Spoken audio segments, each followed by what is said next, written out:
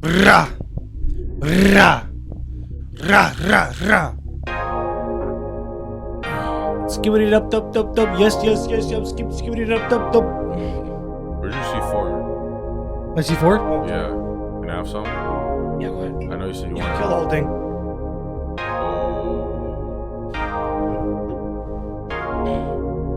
You can have the whole fucking thing. Fat Annick. Fat Annick. Dude, that hurt me. I am hurt today. Sometimes I don't want to make fat jokes because it's like, who am I to point the finger? But then again, it's like niggas need to fat shame each other. Can we bring back fat shaming? Yeah, the problem with that is that You don't like it? What are you, a liberal? the problem with the continuing fat shaming would be it's not monetarily right, even though, or it's not monetarily inclusive. I think I need to. Okay, because now, should I change it? I should move it over here. But the problem is that right here, behind here, the shelves right here, theoretically, we would get a good angle if we had the tripod. I have a tripod, but it's just that the tripod, well, we have no way to fit the tripod. Yeah. And then I have this other, and also there's like this other stand that I had. I forgot where I put it. Like literally, if I put that camera on there, it's like too heavy. But yeah, this is welcome to another Black Truth episode 33. So I guess this is the GG. even though special. wasn't the last one the one we were talking about numerology, or was that something else? No, we're talking about numerology in my reaction to David, the David okay. documentary that Turkey Tom made. Check that video when it comes out. I'll link it somewhere. I don't know where. I don't know. Do you know how to link it? Yeah, I know how to link it. No, not just put a link, but put in like an in video link. No, I don't fucking know. It's my editors for. There's just some things that are like too lazy to do. But in general, so we're talking about. Thank you. In general, we're talking about the YouTube. What's it called? Like the YouTube algorithm. I've heard in general this week it's been bad. Like I heard a lot of people have been complaining that the algorithm is like shit. Like even like regular channels have been complaining. This is a lot better. Or like regular channels like that get regular views, been complaining that the algorithm is bad. Or like their videos aren't reaching out. And people don't know why. They're just saying it's just bad. And I guess that's gonna hurt us because we're still tied to YouTube. Yeah, we're not one of these fancy elitist podcasts. They're just like on Spotify and everything.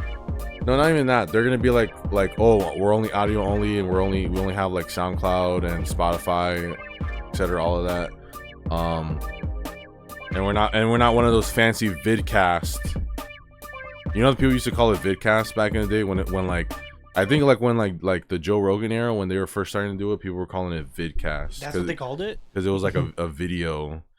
So how did it become podcast? I think it just became synonymous. Like all of it's just podcast. Oh, okay. No. Podcast existed, but then once people started doing like video, adding the video element, that's when it became a podcast. What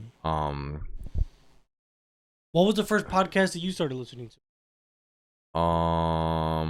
The Procrastinators podcast. Which was that one? Oh my god, this is like you're unraveling like ancient stuff.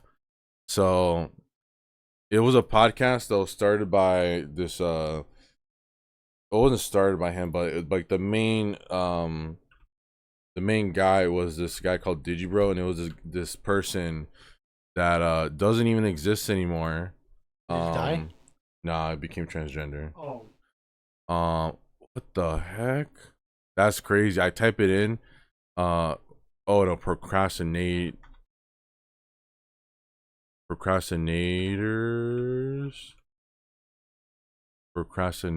podcast. Yeah, and now it's called the PCP. Yeah, they or that was like the short term one, but now they just go like, oh, it's a PCP. But they stopped they stopped making regular episodes like 2 years ago. Mm-hmm. But oh my gosh, the first episode was like 9 years ago. Damn. I was there. I was there for like the first episode, but basically it was like all of Digibro's like basically friend group. And it was just basically like a recorded Skype call. Mm-hmm. But they would do like some fancy shit, like some like let me go deep into like I thought your first was baited because that was my first. nah, it was just because like these guys were like they were like not in anywhere near like what would be your lane and our lane. Like I don't think I ever told you about Gigi Bro or anything.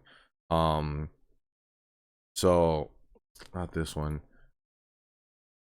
So it just became like a yeah. So I'm basically I never told you like, well, I was listening to this guy, but okay. So I was like, I think I talked about it early, like the origin video or whatever. But like, I was inspired by Digibro because he basically for at the time I thought it was cool that he was getting paid to just talk about anime.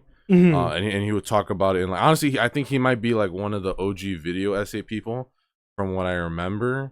Like he was one of the first people to make like Podcast. not a podcast. No, I'm talking about like his regular content. His first his stuff was like the first to do like video, like write like in a blog post basically, and then voice it over and then have like editing and stuff. And I think I don't know. I think even now he would probably say that he's pretty influential in that regard. Somehow. But I'm trying to think what was like a good 'cause there was a point where they started like they were Or like SJWs. well they did it because it was in meta, but they're all pretty much Libtards. And some. yeah, they're all like lefties. Well, all of them now, like, so let's go over like okay, because this is the OG era. So okay, this guy right here, this guy's called Best Guy Ever. He still does YouTube videos. He's like the only one that's still normal. Or like kind of unscathed. This guy Monkey Jones, he still exists, but like basically his channel got banned like in like 2017 because he was posting stuff about Elliot Rodger. I think I told you it was this guy. He like it was like the OG incel like shooter guy or whatever. He was mostly in a lot of videos of him, and he got, or at least that's what they say, he got banned. But he's still on YouTube, but he goes under a different persona. But for some reason, his OG channel just got banned for like no reason back in the day. So there's stuff with him, but you know he's still around. Digibro like basically no longer exists. He's like a transgender, and he kind of makes the same videos, but like he just like crashed out. Like he had a good thing going with him. He had like Patreon. The Patreon was getting like, if I remember right, his Patreon was getting like 6 figures. Damn. A month, like not a month. No, he was making good money. I just remember seeing how much money he was making. And I was like, that's good for what he's doing. But I don't think he ever paid taxes, so eventually it kind of caught up to him, and now he's just broke. This guy was like his editor, and I think he even became trans. This guy's trans too. But like they had like a big cast of people, or like their friend group, and they would kind of go in and out. But oh, this guy's still around. He's still like he still makes YouTube videos. So yeah, like I guess the group is just over, but like the main era kind of like just died, like I don't know, after like maybe 4 years. But then what I was getting at, I was gonna say, oh, they kind of added production values, because what they would do is like when one person was talking in this square, they would like light it up. But I don't know which episode I'm in, but eventually it became like only like a certain group of basically like the main group of like the big achievers in the group, they kind of just like we're like, oh, I'm not gonna do the podcast, or like I'm not gonna be there all the time. So it just became like the regulars. But yeah, this was like the first podcast. But when I stopped listening was when they kicked off this one guy. Let me see. They kicked off this one guy, Monkey Jones, the one I was talking about earlier, and they kicked him off because he was like his he had like trolls. This guy right here, he had trolls that were beefing with another member of the podcast, and he wasn't saying anything, so they kicked him off. And everyone on the internet who was like monkey fans were mad. Honestly, I'll show you his videos later because his videos kind of aged pretty well. But his so that beef happened, and at the time I was like, I was actually trying to be a YouTuber and like associating with people. So I think that's when a lot of people stopped listening to the podcast. But that was my first podcast. Anyway, what was your first podcast? Also, the other thing I would listen to like a lot of Google Hangouts, but I don't know if that's like really considered a podcast. Yeah, Google Hangout. I haven't heard that in fucking ages. I used to be on Google Hangouts back in the day. Was that from what was that one fucking Google social media? Google Plus. Yeah, Google Plus. I remember they kept on trying to push that. So when I used to have an Android, like everything would like go back to fucking Google Yeah, but Plus. Google Hangouts was like the OG Zoom, but there was this cool thing where like you can just like basically record it like live stream a Google Hangout, and it would just be on. That goes directly to like YouTube. Yeah, it would just like live stream YouTube. Oh, that's fucking gangster. Wait, are you serious? You never knew about that? Google Hangout? No. Yeah. I didn't know you could directly stream. I heard of it, but I never like. I'll show you one of the ones that Dude, did this guy not? This guy's gone. There is this YouTuber called, yeah, his account's still around. But this YouTuber called Nino, and he was like this he was like one of the like these like black anime guys, but this was back when they were cool. I feel like there's like an arc with them now. Like a lot of them, they used to be okay because they were like the anime nerds that like, the hood ones didn't fuck with, but they still knew their shit.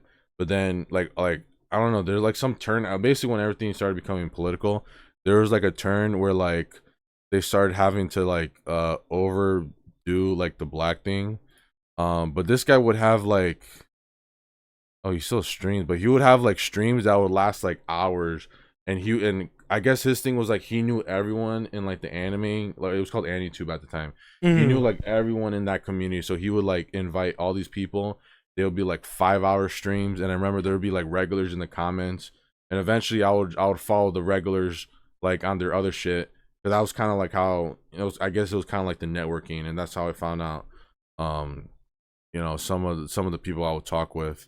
But let me try to find one of the Google Hangouts I was in. So what was your first podcast that you listened to? For me, it was technically Baited, but no, the real one that I originally started watching was the H3 podcast, because I saw like the very first one when it fucking came out. I think it might have been like 30 minutes long, but I don't know. Like there was like because I used to get high and I would play video games and I would like listen to it in the background while I was playing the video game, and then I don't know, just like over time it just got worse and worse. Not worse, but like I basically just saw Ethan just slowly become like the worst version of himself. I remember like one of the things about his journey at the time was he was trying to lose weight and just help his overall mental health, because he interviewed Jordan Peterson before everyone started glazing Jordan Peterson. I don't know if you knew that or not, but yeah, because he had 2 interviews actually with Jordan Peterson. So like I've known about Jordan Peterson since way the fuck back then. And Ethan was like on like this like journey of like self-discovery and like losing weight. She's trying to have a baby with Gila, and then I don't know what it was. It's like after he had the baby, he just got like, I don't know what the fuck happened to that nigga. He just fucking lost his way and just turned into like a shell of his former self. Because I stopped watching the H3 podcast like a little bit after they had the first baby. Like right after they had, I think I saw like the podcast where they announced that the baby was born, and then I just stopped watching after that. I'm gonna watch a couple episodes. I remember seeing the Papa John episode, but after that, like I pretty much stopped watching. And then like last year, I think it was, because I've been following the Raw Talk Bradley Martin's thing. I've been following his shit for like a minute, and I seen he did an episode with H3 nigga.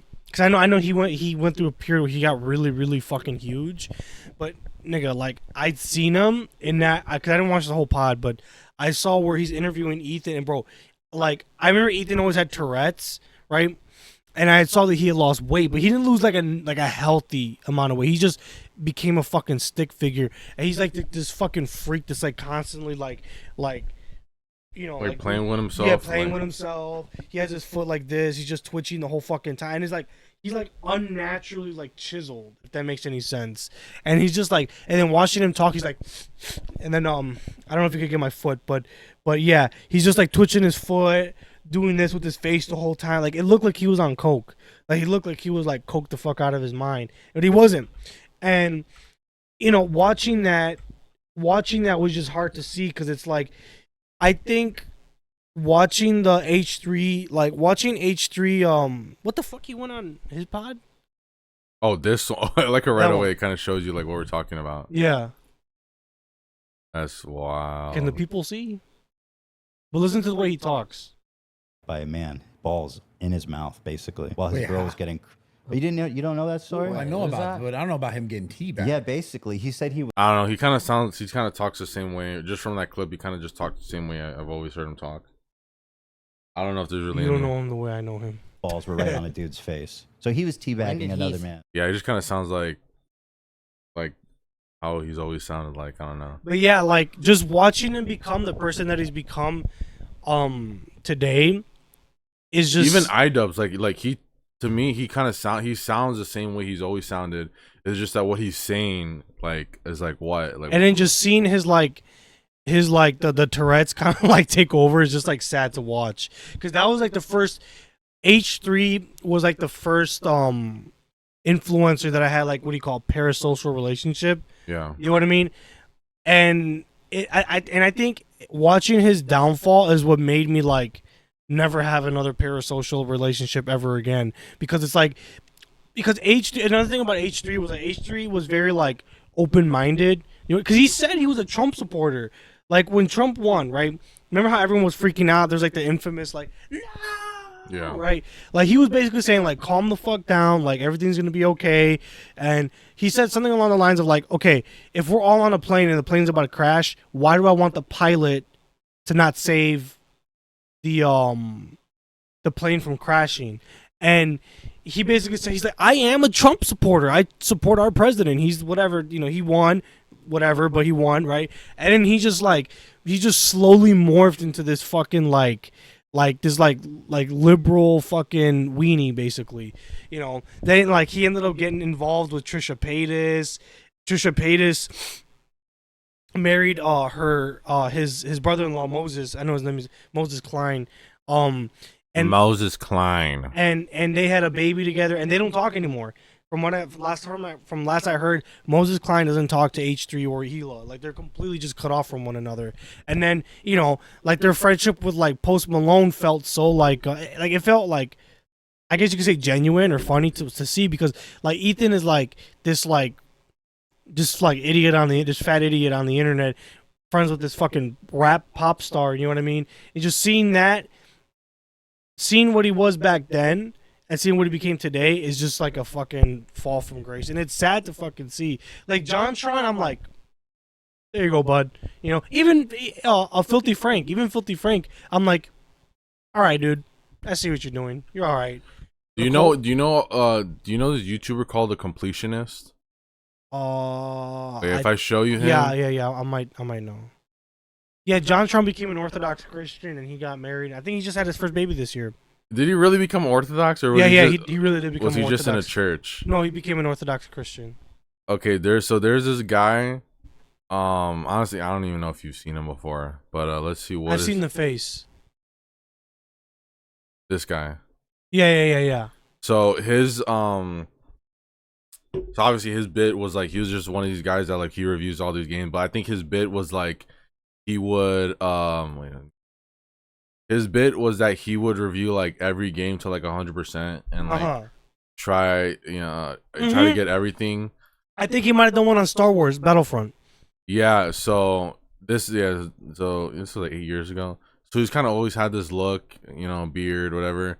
But he kind of became like corporate, and he was like a corporate guy.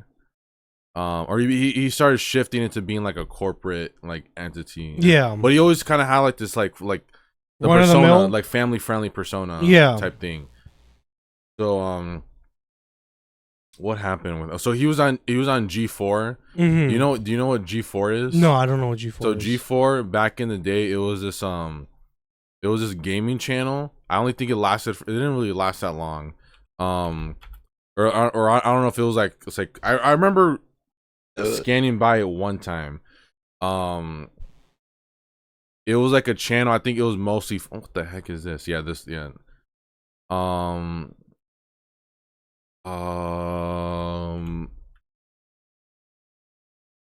so it was like an actual channel that had like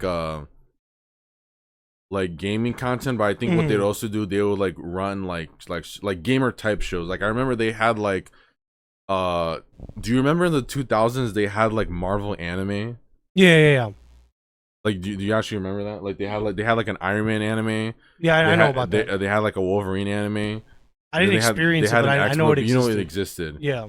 It was funny because like I do want to like watch them eventually because they're done by like Madhouse, and that's kind of more like it was like an actual anime studio, and they had like actual like Japanese staff involved. So I want to get into them eventually, but I just knew they existed. And I just do know they kind of looks weird. But it was cool because they didn't try to look too anime. Like they actually try to look like Western comics, but it had like that anime flair. But either way, so like G4 used to have stuff like that. I think they would have like game reviews and stuff like that. But either way, in like the 2000s, they had it was a channel, but then it shut down. And then like I think like a few years back, they revived it, but it was just like a YouTube channel. But anyway, he decided to join it. Yeah. The G4, he was like one of the main contributors. But what people say what happened, what basically like let it fall down, it was this clip right here. So let me see. For Player One, but I actually want to talk about something so much more important than Red Dead Online: sexism in gaming. In joining G4. Okay, keep in mind this was like. Look at her teeth. Wait again? This is nothing. Do you know what Gamergate is? I heard the phrase thrown around before. So it's like what's in it? You know that guy Gamer from Mars? Yeah.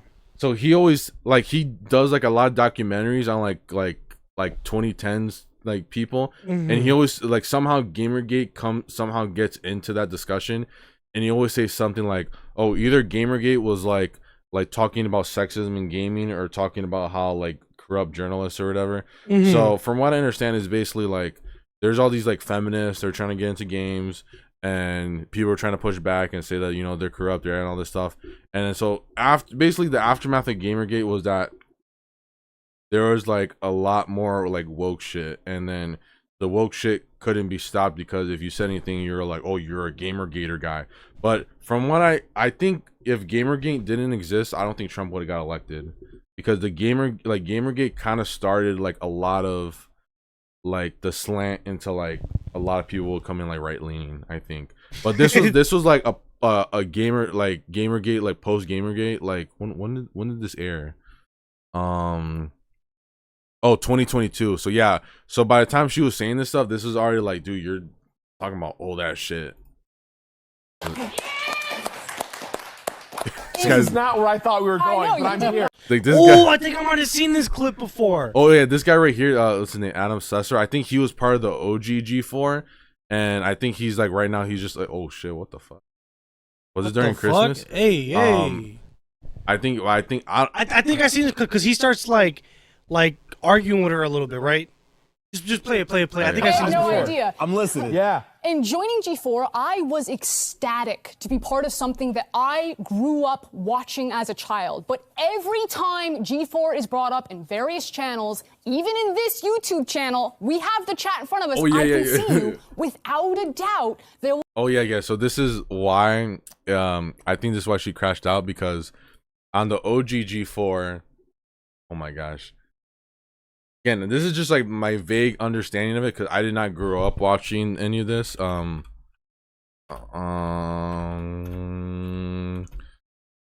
I just got the call. No, I'm just kidding. For what? I'll be like, oh, we're not allowed to talk about this. Wait,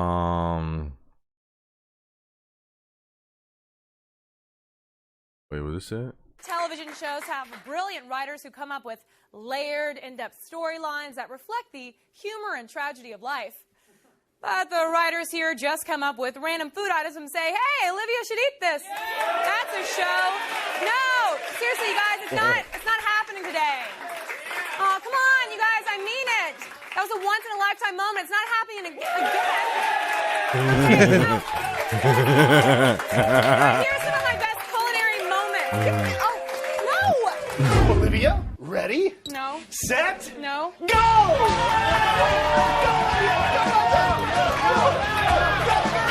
Wait, this is exciting. Let's ready.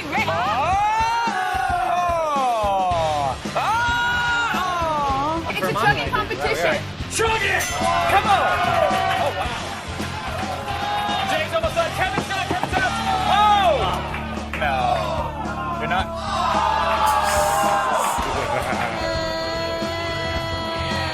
She is Hispanic. She looks like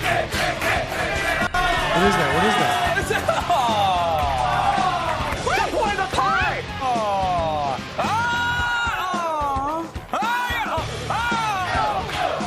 So I guess right now, if you're like, I don't know, if you're like culturally aware, you would consider all this stuff like Snyder-esque things. Yeah. But like, this was like the culture of like the OGG4 is all like dude bro shit, and then yeah, this girl, what's her name, Olivia Munn. She was like one of the main girls. Where's she at now? Is she one of like a Me Too type of personality? She's married to this dude. What the fuck? Nah, I think she's pretty off and well. If I were, so what was she in? She was in a bunch of movies. What was she in? X-Men. I think she might have been Rogue in X-Men, bro. Oh no, she was the fake Psylocke. Oh, she was actually like the accurate Psylocke. It's crazy. But So she was a yeah, part of, like, so she got roles after that. But I think this was like her first role. Uh-huh. Just being like this girl that was on G4. You know who was another girl that was like one of these like just like look me girls? What's her name? The one girl that's like super crazy who like pretends to read her Bible. Yeah. You know what girl? The one that has like tattoos. I think I know Oh what you're my talking about. gosh, what's her name? The one that says says faggot all the time. Oh my gosh. Is she on Twitter? Is she active Yeah, on Twitter? she- I think I might have seen her shit before. But so, but the clip with fucking the completionist, isn't he arguing with her? That crazy bitch. Let me go back. Yeah. Will be So wait. So basically, she started melting down because she's like, why are you because I guess all the comments are like, oh, she's not as hot as Olivia in the clip. So flash because I'm not as bangable as the previous hosts. It's somehow Talk to him, Frost! it has somehow been expected that you can talk about you see how I don't think he even argues, or I think he just maybe he does later, but it sounds like right now he's just No, okay, like, I shouldn't say arguing, but he's kind of like, I don't. how Giving much her you pushback? jerked off to women as a compliment. That It's shit weird. not a It's compliment. weird. It's dehumanizing and it's he's looking at because he thought this was like his way out because he was doing YouTube for like 10 years or something like that, and he was okay, this is like my way out. I could become just like a professional guy and just go from there, and he's like, oh dude, I guess I gotta say, oh yeah, this is all cool and shit. weird. Women do not exist to be nice on the eyes for you. Morgan Webb, Olivia Munn did not exist to be nice on the eyes for you. Yeah, they did. Hey, she cooking, y'all. This is like Fuck is stuff this like black guy. stuff like this is literally why like gaming has fallen. Yeah, literally. Like, why? just like the Yeah, culture. I'm not gonna lie to you. I think this Like what is the what reason this why is is the reason why I kind of got out of gaming a little bit. Yeah. And that's just Because obvious gaming back sexism. in the day You used to be need dude bro culture. Yeah. Like when you were on Call of Duty with your boys, you'd be like, dude, drop the N bomb, say, faggot. You say like, you know what I mean? It's just dude bro culture. You talk about like girls and tits, stuff like that. Like And then they would have hot girls in it. they would have hot girls and shit. Like, there were hot girls in video games, bro. I have not seen a hot girl in video games since probably like.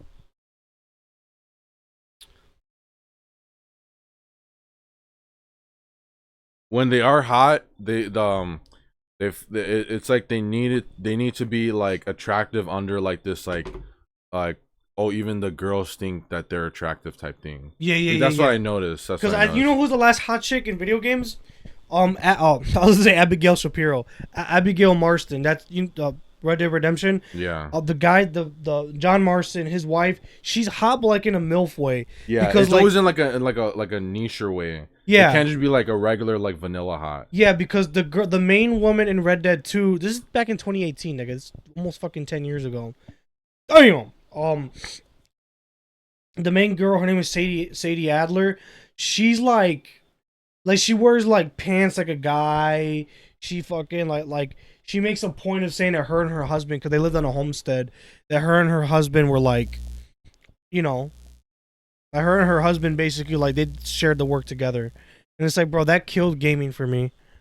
Like, I do want to get back into gaming, like, in some way, but, like, I just can't. It's just too much. I feel like gaming is, like, the last place where, like, woke politics exists.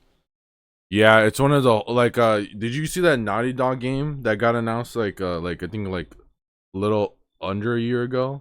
What's it called? It's like some space game, but oh my god, let me show you it. I think I might have heard. Okay, look, I vaguely know about what's going on in the gaming world. Yeah, I thought you would at least known this one because it's like a Naughty Dog game, but let me see. Yeah, Intergalactic. I heard some buzz around it. I don't know enough to really say anything. So like this is how like the heretic prophet. Are they talking about Muhammad? Maybe.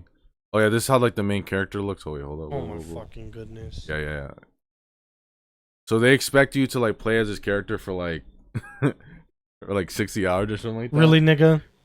And people were saying like, okay, like yeah, like movies. Wait, is that a boy like... or a girl? No, I'm not trying to be funny. Is that a boy or a girl? Hold up. Hunter swooping in.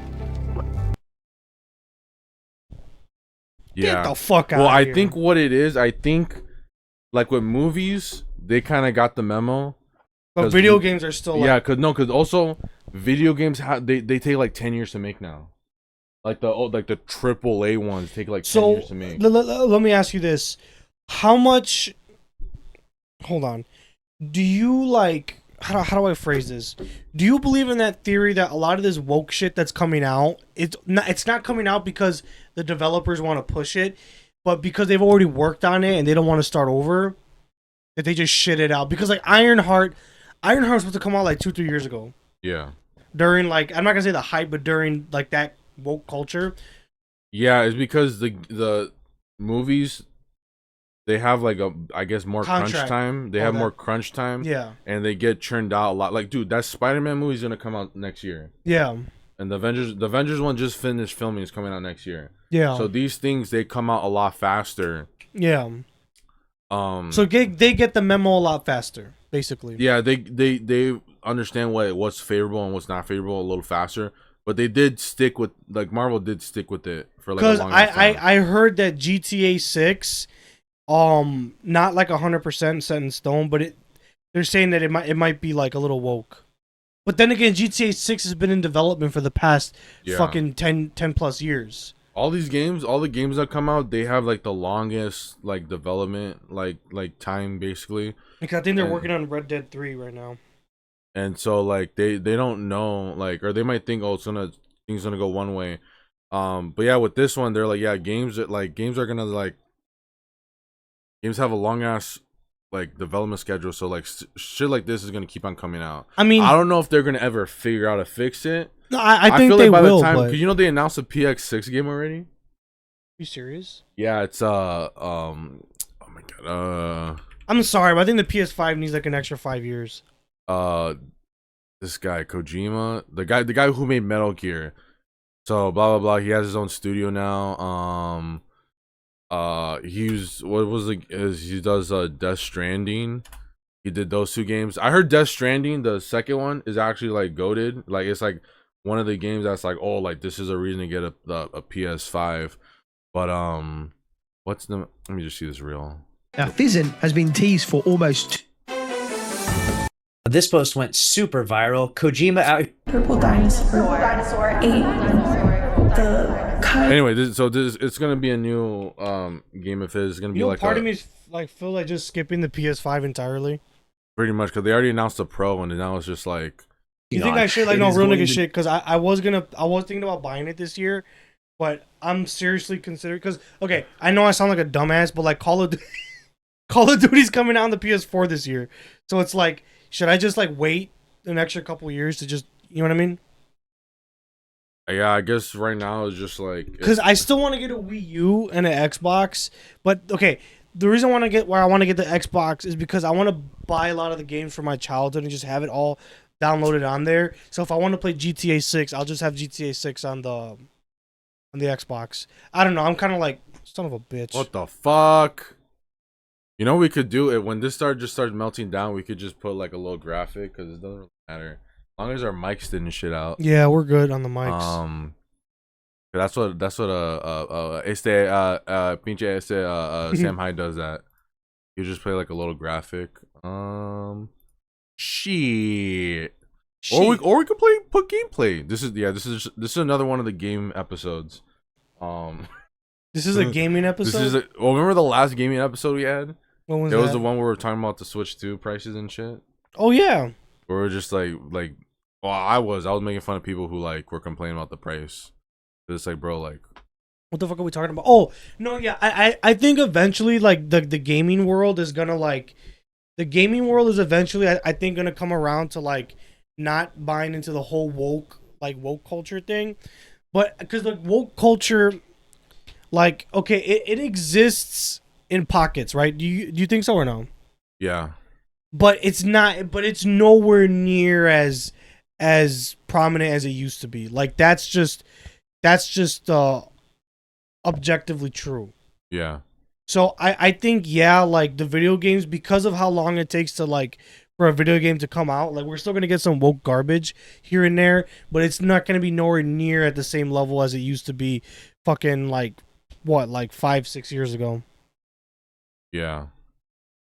So I don't know. I mean, I hope things well, change around. I think it's gonna be the same thing like Hollywood. It's gonna well, I don't know, because again, I'm tapped out. If you ask someone who actually plays games, they're probably gonna be like, no, there's a lot of good games. I'm just talking out of my ass right now. Yeah, they're gonna do that thing where it's like, oh yeah, there's a lot of good games actually out. Like, what? I heard people say that, like Doom, the new Doom game came out.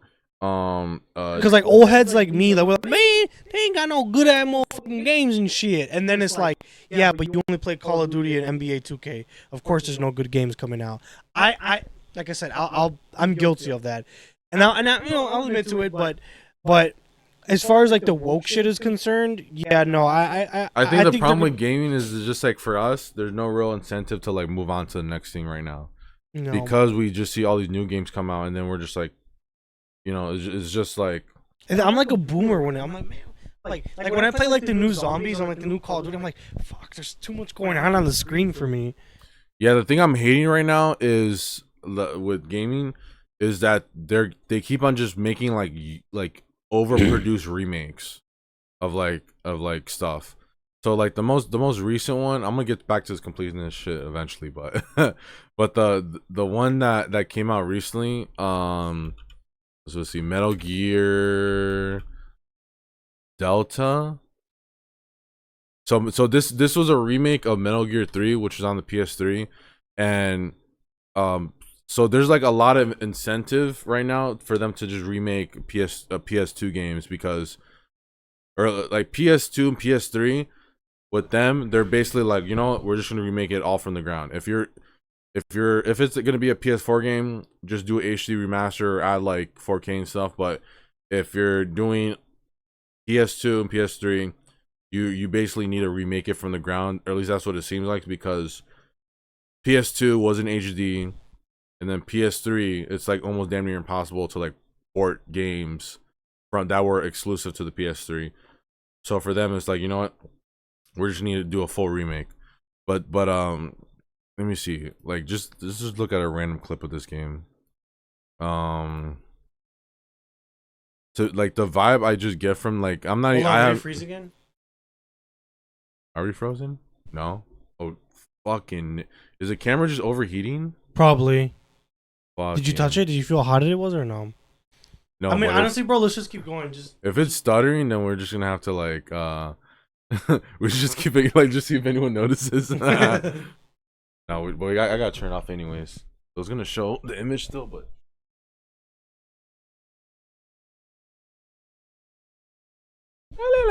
Yeah, bro, we've been recording for like 4 hours, bro. we kept that camera on for like 2 hours straight, so like it probably wasn't gonna happen anyways. But let me go back to this one. So like, let me see. Oh, Joe, this is Jacksepticeye. What the fuck? But this He's game still alive? I guess so. Oh yeah. Let me see. I don't know. It just to me just looks like overproduced. Like why do you need to like remake this game and just put like a bunch of like new visuals and everything like I think the reason why is because like, and I think Assassin's Creed probably started this, where it's like they'll sell a game and market it as remastered and charge you like fucking 50, $60, and there's nothing other than they don't really change anything other than just like upscaled like the resolution. no, this is like supposed to be like a grounds up remake. Okay, so this is the original one, this is the new one. Like to me it's just like this there really isn't anything you really need to fix from this one. Like all you're doing, you're just like pointlessly remaking this because I think the true reason why is because they know that PS2 games still have sauce. Like look at this. Like this, wait, hold up. This has like color, like actual color to the game. Like this has like a tone. This one is just like generic color. Like if I go outside, this is like what the color of everything looks like. This one looks like at least it has like some sort of like the way it looks has some sort of like intention to it. This just looks like overproduced. Like, oh, dude, look at the rocks have the texture and everything. So it's like it just feels like the reason. And what happens is that you remake this game.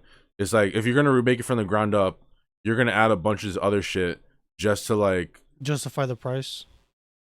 I'm looking at it from a money. Just you're gonna add all this new shit to the game just because they're like, oh well, so much shit has happened in between this game and between the original release and now that look at this is the original fucking game. What like why the fuck do you need to update this shit? This shit already looks fire. Like to me, okay, this is another thing for me. To me, the like a PS3 game that got remastered on a PS4, that's like graphically that's where we should have stopped. I don't think we need any of this other shit. Like, look, like what the fuck's wrong with like how this game looks?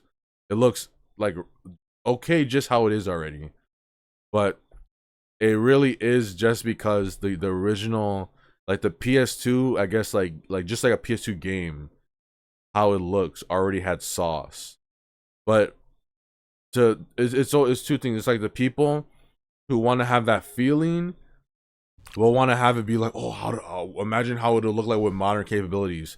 That's purely why like these new games exist or like these new remasters exist. Because it's like, bro, like they don't want to see a new game. Like, I'm sorry, bro, but this shit has style. This shit just looks generic. Because also the reason why I'm shitting on this is because it doesn't have anything to do with the like none of the original staff, from what I understand, worked on this one. This is just like they got a bunch of developers that they already had, and they're just like, shitting out. They're just trying to get a piece of this one and make it fresh. Politics? Well, it just shows you how stagnant. Do you not care about this? Do you just like whatever with it? I mean, I see your point, but I mean, I can see why like you like the original one better, and I can see why a normie would want that. Because it's like if you're not really like that into video games, where you're like, oh, like I like the old design better, like oh, like a normie wants to see why, like. Well, why wouldn't you? Because you can get this one That's on fine. PS5. I think both are fine. You can get there's a port of it. You can just get it. You can get it on the Switch. You can get it everywhere. But for some reason, everyone wants like gamers because they want the updated remaster. Texture. They want the updated texture. But this looks fucking bad. This looks like they just they have the resources, but they don't have any sort of like artistic design. I see what you mean. That's the problem with this. So this is just like one of the modern ones that's placated gaming, but stuff like this is let's see what's another one. Mafia.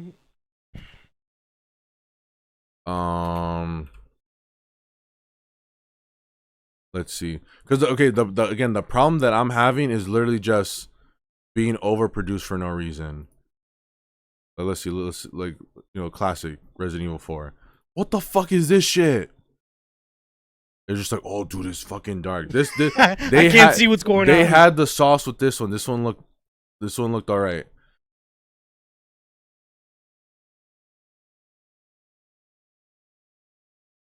And the problem is that when they remake games, but then they add all this shit, they and they don't have like the original sauce, or they don't understand purely like what the original like intent of the game is. They just start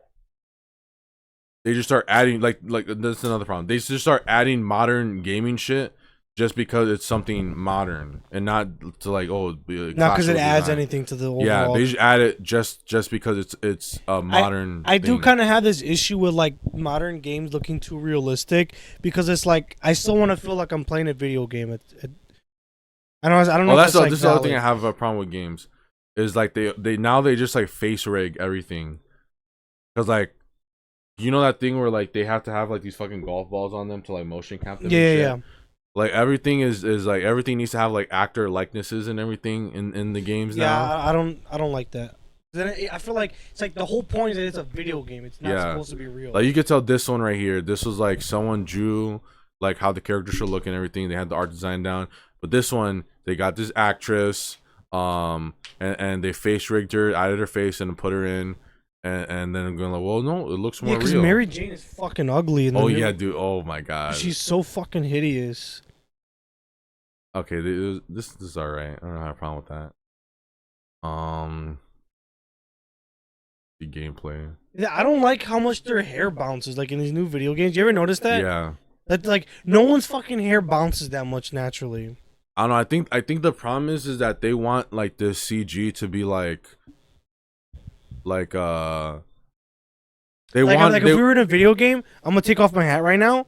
If we were in a video game, my hair would just like bounce for an extra like couple seconds. Like, get the fuck out of here. It's because they stay like way too dedicated to making all these like engines and shit, and I don't know. At the end, they just kind of look like uncanny. Yeah, right. Yeah. That shit looks fucking uncanny. I think it's because they want like the CG to look on a quality of like not even like an animated movie. They want it to literally look like real life. PS3 or PS3 at the end of its life. At the end of its life was pretty good, but they should have just stopped there.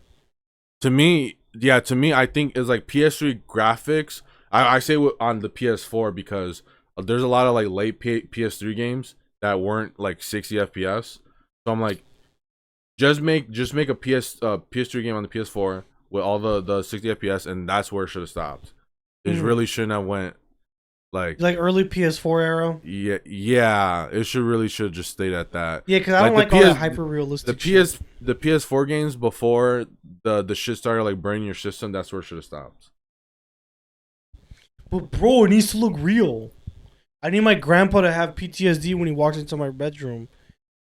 Like this again, like this shit pretty much just looks fine. It should just stop there. And it's funny because you can start adding all this like the graphics and everything, and all it does is just distract you from the fact that like they never figured out like anything like any way to actually advance like gameplay. The only way they figured out how to advance gameplay is just to make it like the more hair cinematic, bounce. or just to add like more like things to make it seem like you're like really in the game. Like what the fuck? This shit was already alright. Like look at this. Okay, the one on the right does look a little sick, but no, but it's because this is just a fucking cinematic. This is actually an engine. But like, look at this. Like, like the anatomy and everything on this character is already alright. There's like no point. But okay, what I'm getting at, the only reason they remade this game is because it was already a very popular game. It's on every fucking system. It's on the fucking Wii. It's on every fucking system, and they were like, well, we should just remake it from the top again because money goes brr. It's gonna keep on making profit, and it's safer to do a profit.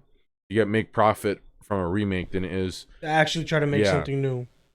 But I don't like it's getting bad, especially with like Japanese games, because they're relying way too much on like those older games, and they just think, you know what, everyone just needs to see like how it will be fully real. This is the one that's been bothering me recently.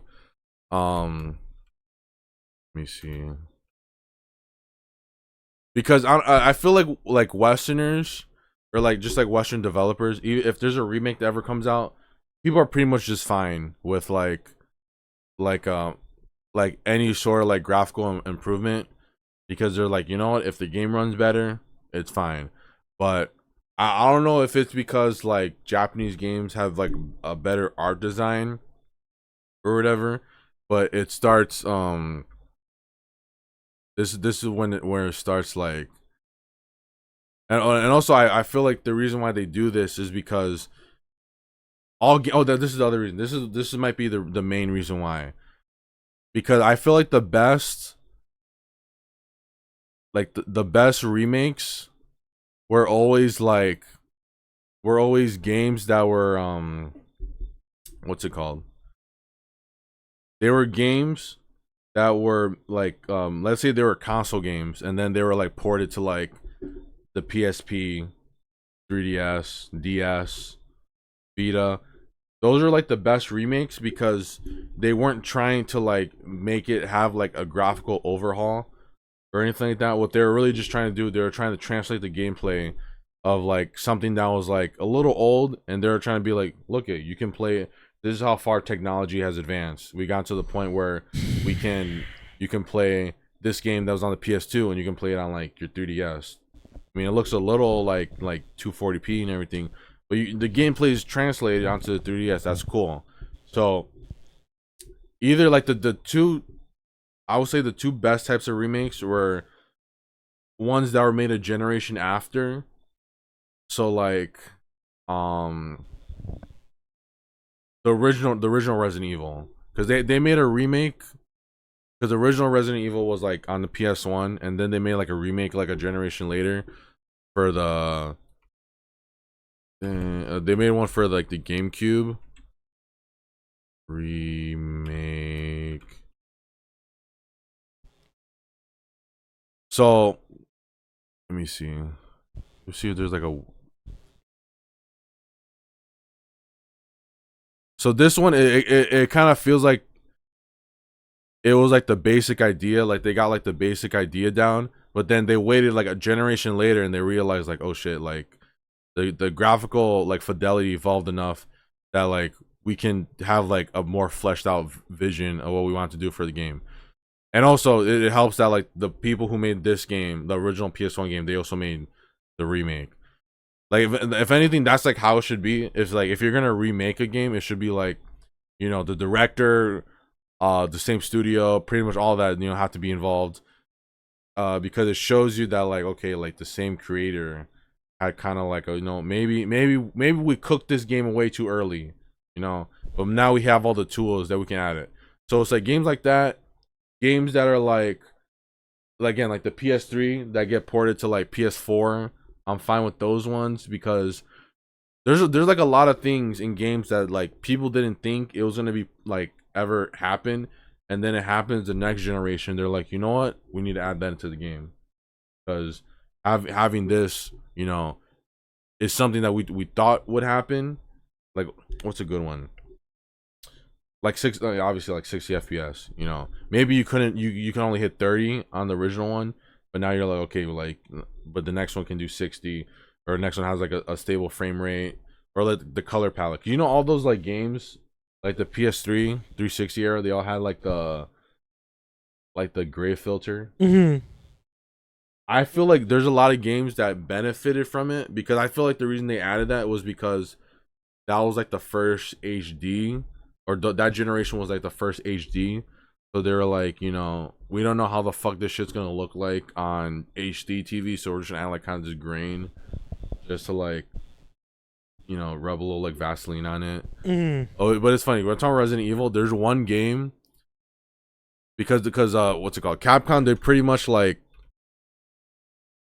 or all these Japanese game companies, they're like pretty much like, you know what, it's too risky to make new shit, but let's try to you know, let's just reheat, you know, what we already did, you know, new engine or whatever. Dude, real quick, you remember we were talking about manifestation earlier? I was just thinking about that fucking clip right there with the black dude. What was he talking about? Oh, was he saying that it was racist? Yeah. Well, He said it wasn't racist. Oh no, he was like a voice actor in it, so that's probably what. Yeah, he but said it was dude, not. we need to play this game. Oh my gosh, dude. It's funny because they have a co-op. The fuck, we should just play it right now, or just go through some of it, dude. But do you know this? So they remade one. Well, okay, one's valid because it was made by the same creators and everything. But one basically came out like a generation after, like the original one, and then two came out damn near like 15. It was like a PS4 one. So the second one came out on the PS1 too. So, but then they remade 2 and 3, and they remade it like they changed like they made it overhead because the original Resident Evils were like walk around, like you know how like you didn't like how Devil May Cry like changed the angle every time you moved. It was like that, like the first like 3 games. But then they made the remake of 2 and 3, and it had like that overhead angle that like the modern like 4 and shit had.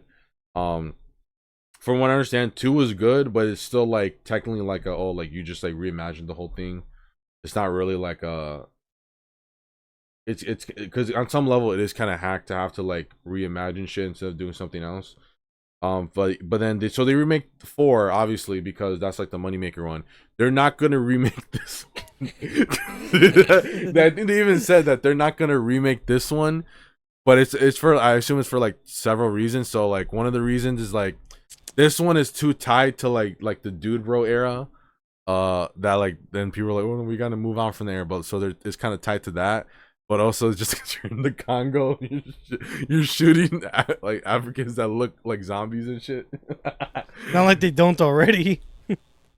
Yeah, so like they're just like, yeah, no, we can, because this game has like a mercenary mode where you could just like have like 2 players and everything. We're gonna fucking play it afterwards. But you're still up, right, my nigga? You're still up. Your whole fucking monologue just like knocked me out. It's just because like okay, I understand why you don't. I mean, I've been wanting to play video games. No, I'm talking about the remaster thing, because I was just kind of rambling, you know, about like my problems with the remastering, but it doesn't pertain to you because it doesn't have anything to do with like the games you like, pretty much. All the games that I wanted to play like never fucking came out. Star Wars 1313 never came out. And then like also I was going through like a kick the past like fucking 2-3 years where I just want to watch everything about movies. Yeah. And then like now that I'm coming to the end of Sopranos, I feel like I basically like, all right, I pretty much got it. Like yeah, there's some old flicks that I want to pick up here and there, but it's something out of this world. Like everything that I feel like I needed to watch, I've already watched, and it's like. Now I'm kind of like, I kind of want to find like some new like way to like entertain myself, and I feel like I want that to be video games. Better Call Saul, I forgot about that, you know. And then anime, like, you know, it's not hard to fucking watch anime. Like, you should just get more into manga, but not buying it, just like read. No, yeah, that too. But like I said, I feel like I've watched everything that could ever come out, and it's like, you know, like okay, anime. Like the only anime that I'm interested in watching only have like 1 or 2 seasons, right? That's easy to fucking. You go through that in like a week, you know. Oh, I need to put you on more shit because I'm kind of holding off with you. You know, I'm kind of like slowly like once a year I'm gonna put you onto one anime. Yeah, no, like, yeah. Once a year I'm gonna like be like 20 episodes, 25 episodes. No, yeah, like that I want to get into that, but like I said, the only big shows that I want to watch is just Better Call Saul. But I'm gonna wait till like. When it really gets slow, like after like the Furnace season, and then what else is there? Attack on Titan. Those are the only big fucking shows that I want to watch that are like that actually require you to like invest time. But because like I said, I've seen everything that you can see. You know what I mean? So it's like, okay, well, where do I go from here? Movies, it's like, yeah, there's some movies here and there that I want to watch. You know what I mean? Well, it's like I want to see like Magnificent Seven. What is that based off of again? Seven Samurai. Seven Samurai. Like, I want to watch that, but that's something that we could do on a weekend. You know what I mean? I'm not rushing to see that. You know, I want to see the Seventh Seal, stuff like that. It's like there's no rush for it. So it's like I want to find like a new form of entertainment for me to get into.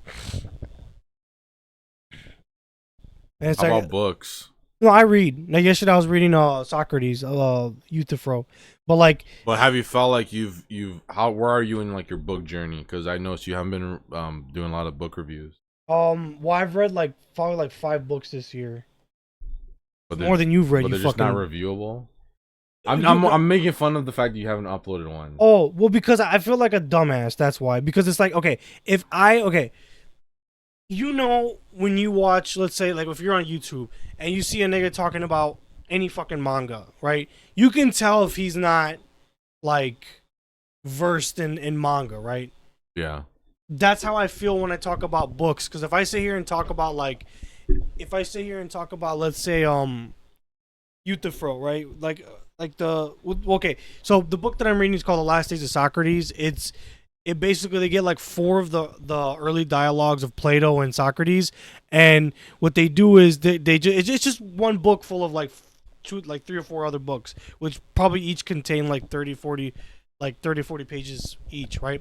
Now, for me to sit here and talk about, let's say, Plato, Aristotle, any of these Greek philosophers, other than the Stoics, I very clearly look like somebody that doesn't know what they're talking about. Like The Alchemist, I want to make a video on that guy, right? Not that guy, the fucking book. Fucking dumbass.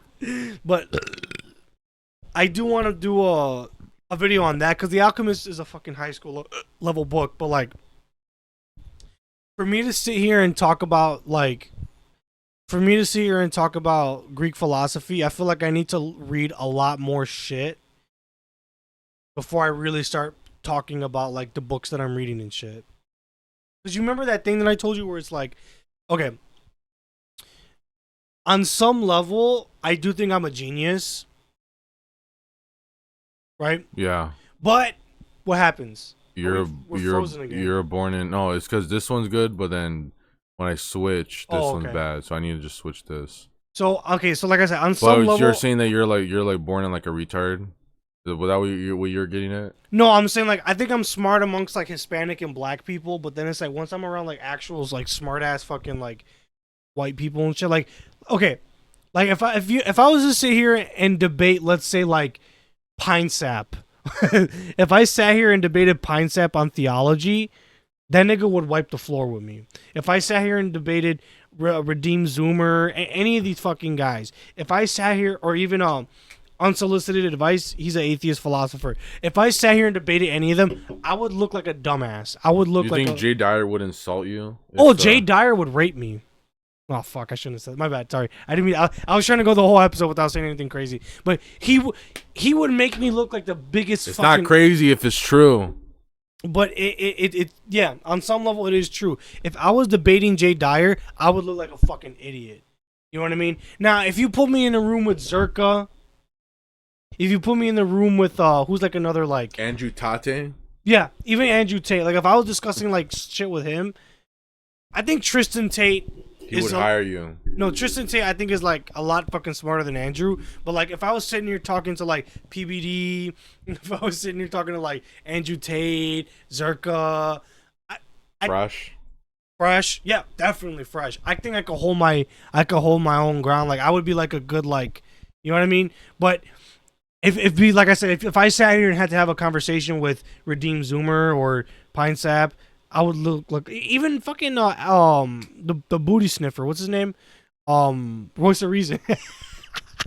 If I had to sit here with one of those guys, I would look like just like a big dumbass. Like, yeah, dude. So Thomas Aquinas, like he said that we're predestined to go to heaven. Well, they'll be like, you know, Redeem Zoomer, like, well, actually, what he really says is that in his Summa Theologica, in page 455, if you look and you read the Latin and you translate it to English literally, well, if you translate it literally, it means this, and then the context of the time, and then it's like, okay, now I look like a dumbass. Now I lost my aura. Or people in the comments, like, remember that thing you said on the Turkey Tom when we were for the David video that we did? Remember that thing you said where it's like, you know when they're like bullshitting? No, Or if they get something wrong. If they get something wrong, it's like I don't have trust in anything else that they say. Basically, that's what I'm saying. So it's like if I misinterpret, if I say something that's like, and maybe I wouldn't misspeak from like a place of like yeah, it's more like I get irked when it's like something I know very well, and then like you hear someone like that someone whose job is just to talk about it like objectively, and then they get it wrong. I'm like, come on, bro. Exactly. Like, so it's like the people that really do like sit there and read fucking Greek philosophy all fucking day and night. They're gonna look at me like, okay, this fucking dumbass doesn't know what he's talking about. So it's like I kind of want to build up my yeah, that's how I felt like back in the day when I was doing anime shit, anime videos. I was trying to be literally, I was trying to be like Digibro, trying to be like an auteur like critic type person. But you didn't have enough. But I didn't watch enough anime, and I thought just like I would have to watch a bunch of anime to like get like my root, like base, and then I would be able to be like, you know, I want to talk about this, I want to talk about that. I've seen a few. You know, I know the studios, I know the writers, you know, I know all that stuff. So I feel like I could like, you know, present my opinions more. Type shit. So that's why I kind of was like, maybe I should just watch a bunch of anime for a while. And that's how I feel. And then another thing, my problem, an issue that I have, this is like therapy for me right now. Like an issue that I have is I just want to go like, you know what I mean? I just want to go so high. I want to reach for the stars before I start with, you know, the bottom. So for example, right? What was it that I was trying to read? Oh, Thomas Aquinas, Summa Theologica, right? I wanted to go just straight up, I want to skip to that, right? I want to skip to that, right? Yeah. And that's where I was fucking up because I'm listening to him talk. I'm like, I don't know. I mean, I get the idea because there's people on YouTube that make videos about Thomas Aquinas, but for me to sit here and try to like, act like I understand. Yeah, be like an authority. Yeah, then I look like a dumbass, right? So I have to start because Thomas Aquinas, he based a lot of his theology off of Aristotle, right? So for me to start for me to begin to understand Thomas Aquinas, I need to read St. Augustine, right? For me, and Aristotle and the other church fathers. And then to understand, let's say Aristotle, I need to read Plato. And for me to read Plato, I need to start with Socrates, right? So it's like I wanted to skip from Socrates all the way to Thomas Aquinas. It's like you can't fucking do that. You have to start from the bottom and make your way up. And then another thing is like for a lot of these books, like the Republic, Plato's Republic, right? I need to read all this other bullshit, right? But you also have to have the It's funny. I know I can't make an analogy. I'm like, this is how I feel like reading like DC or getting into like comics. Is like, I'm not gonna be one of these guys that just goes like, I want to read the latest Spider-Man run, whatever hot new stuff's going on. But let's say there's like a good like Hulk run going on right now. I'm not gonna go like, oh dude, let me just tap in. I'm gonna be like, you know what? No, let me go back, let me read the old Hulk, let me catch up, and then I could be like, you know, then I can get into new.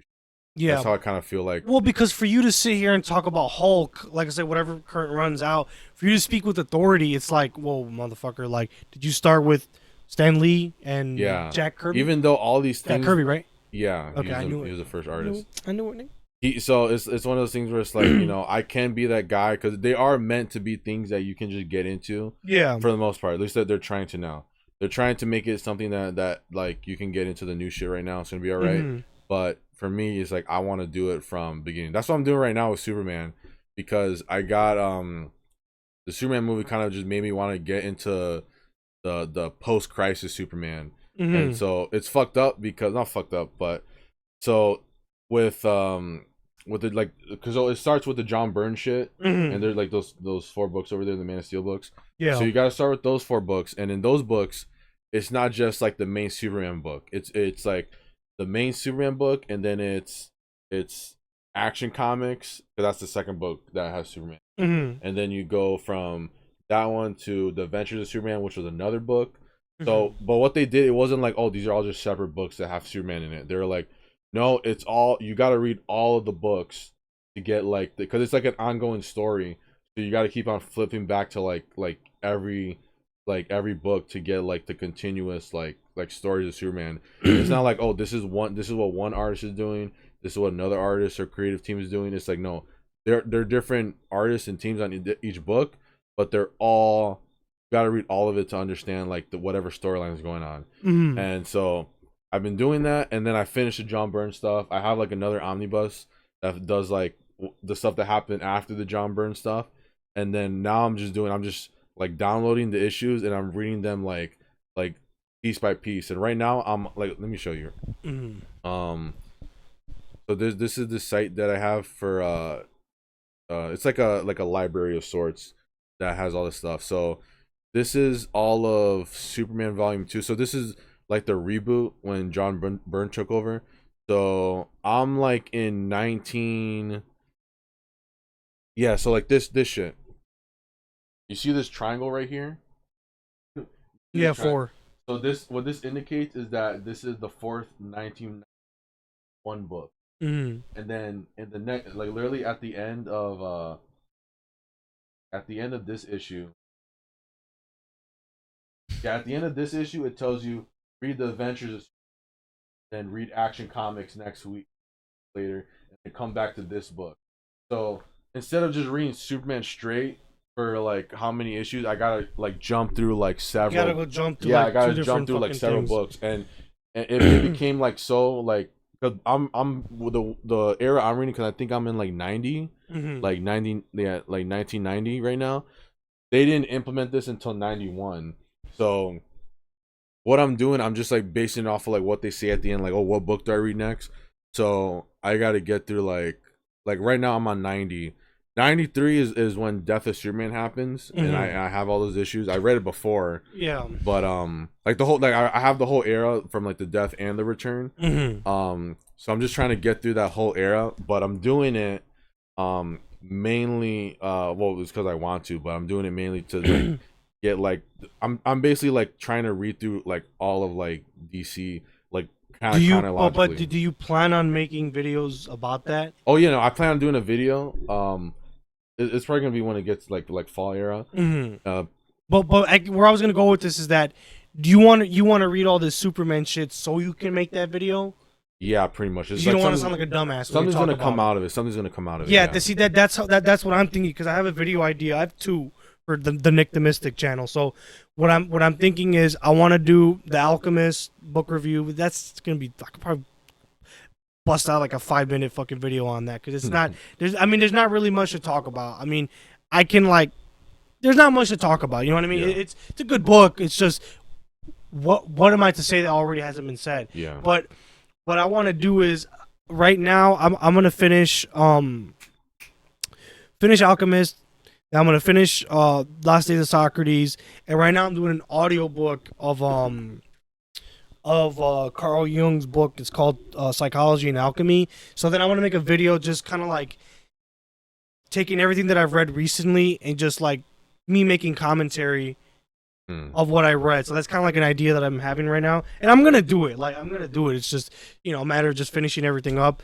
But again, I still feel like that video that I want to make, I know I'm probably gonna take it down in like a few years, because it's like I hate sounding like a dumbass, because like I fucking hate this thing. I'm gonna bring race into it again. Like like I hate this thing that like minorities do, and I know you've seen it, where like they'll talk about like give me something that I have no interest in. Gundam. The best Gundam is the first movie that came out. Like, it's just objectively better than everything else that's came out after the fact recently. And then you're like, bro, who the fuck are you? Like, you don't know what the fuck you're talking about. Like, or me saying, like, Gundam is basically just Transformers. You know what I mean? I mean, I'm not actually saying that. Yeah, I know. But I'm like, yeah, but bro, like, why am I gonna sit here and waste like fucking 40 hours when I can just watch the Michael Bay movies? It's the same thing, bro. Like, why am I gonna waste my time? I seen Evangelion, I seen Transformers. Why am I gonna waste my time with Gundam? Like, it's literally just like, no, like you just have like a weird fixation for Mecha. And the problem is that like people who say that, they because there's like a problem where like there's people that their whole channel or their whole like existence on the internet is to be like a consumer machine. So everything, if they watch something, they're gonna just find a way to make a video about it. Yeah, and they might not even try to say that they're like an object or like that they know everything type thing, but they're gonna make a video on like anything that they see. And what happens is that people get bothered because it's like, okay, you made a video about, well, let's say their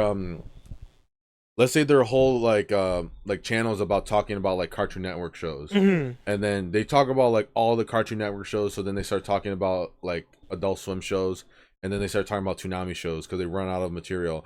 And so because they talk about Toonami shows, they end up talking about Gundam, and then they see them say stuff like that, and they're like who are you, bro? You're like some dude that just like Talks shoves about out- fucking Courage the Cowardly yeah, Dog. you just talk about other things that aren't even like in your range, and you're talking about this like. And see, that's what I'm trying to avoid. I don't ever want to be that fucking guy. I rather only put up two more videos on my channel for this year. Yeah. But I'm pretty like, you know what I mean? I'm pretty like confident with what I made.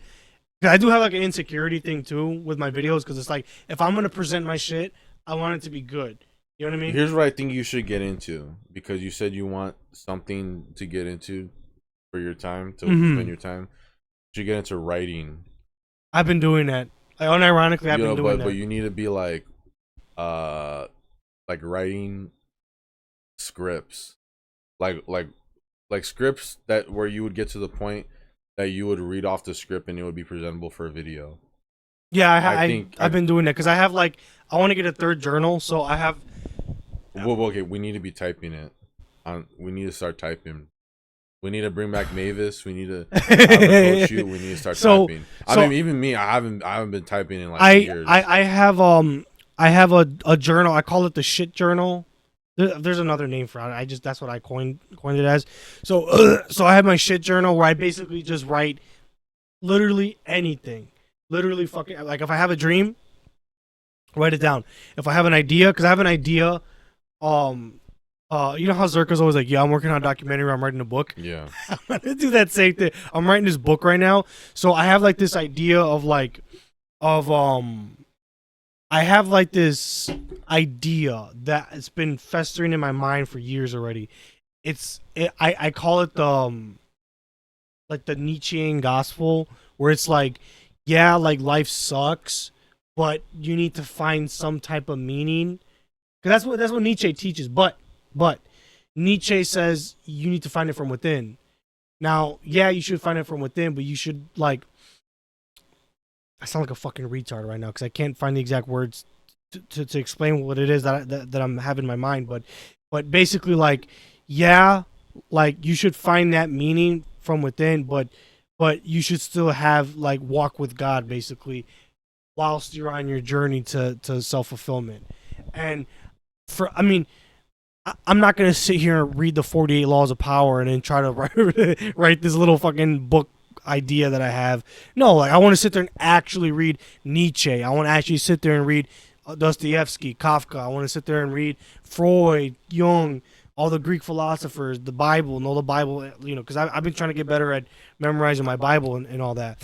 So I have like literally thousands of years of knowledge that I need to like soak up to start getting this stuff out. You know what I mean? Then I have another journal that's strictly like religion, right? So Christianity, right? So if I read the Bible and I'm like, oh well, I had this crazy idea, like, you know, of this certain verse, like, I wonder if there's like a deeper esoteric meaning behind it or whatever. So I'll write it down, write down the verse, write down what I thought about it, just like my initial thoughts, because like I like writing down initial thoughts just because it's like it just comes to my mind. So I want to just get it out and see later on if I still hold that same opinion. And sometimes I do, just from a different point of view. And I want to get into writing. Like, that is something, you feel me? Like, you know, I'm really trying to get into like writing shit, man. Like, I'm trying to get the Pelosi out there. You feel me? Like man, these youngins, man, they gotta hear what I gotta say and shit. But yeah, I do feel like I'm very opinionated, and I have like a unique way of looking at the world, and I want to express that to the world. But I need to, you know. You need to sharpen the blade. I need to sharpen the blade, and that's what it is. Like, you know what I mean? And I know I'm gonna do it. It's just I need to just slow my fucking roll and start reading the Last Days of Socrates. Like, start with that. You know what I mean? I don't want to, because I want to read fucking the Summa Theologica. That's Thomas Aquinas' fucking magnus opus. Like, how are you gonna do it if you don't have all this other shit? And then when I do read the Summa Theologica, I still got hundreds of other fucking philosophers I have to fucking read. So it's like, yeah. So my book, my idea, my story, whatever it is, my message that I want to go out there. I'm probably not gonna get it till like I'm 30. You know what I mean? It's not gonna go out there till I'm 30. And then I went through that stupid ass phase of reading self help like a fucking faggot. Like you're so much better. Like this is some real nigga shit. You're better off. You're better off reading. Let's say like what's like a feel good fuck. You're better off reading. Chicken Soup for the Soul. Yeah. Than Atomic Habits. You know what I mean? Fuck Jordan Peterson. Read the Dragon Ball series. You don't need to read. Huh? Unironically.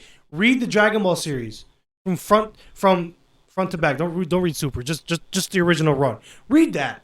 You will learn more from that than you'll ever fucking learn from chapter 1. Cliche. Make your bed. Like, nigga. Are you fucking serious? And I can tell you this.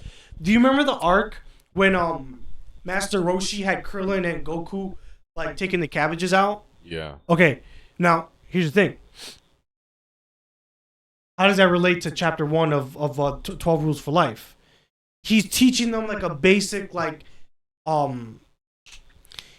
Master Roshi was teaching Krillin and Goku like a basic life skill, right?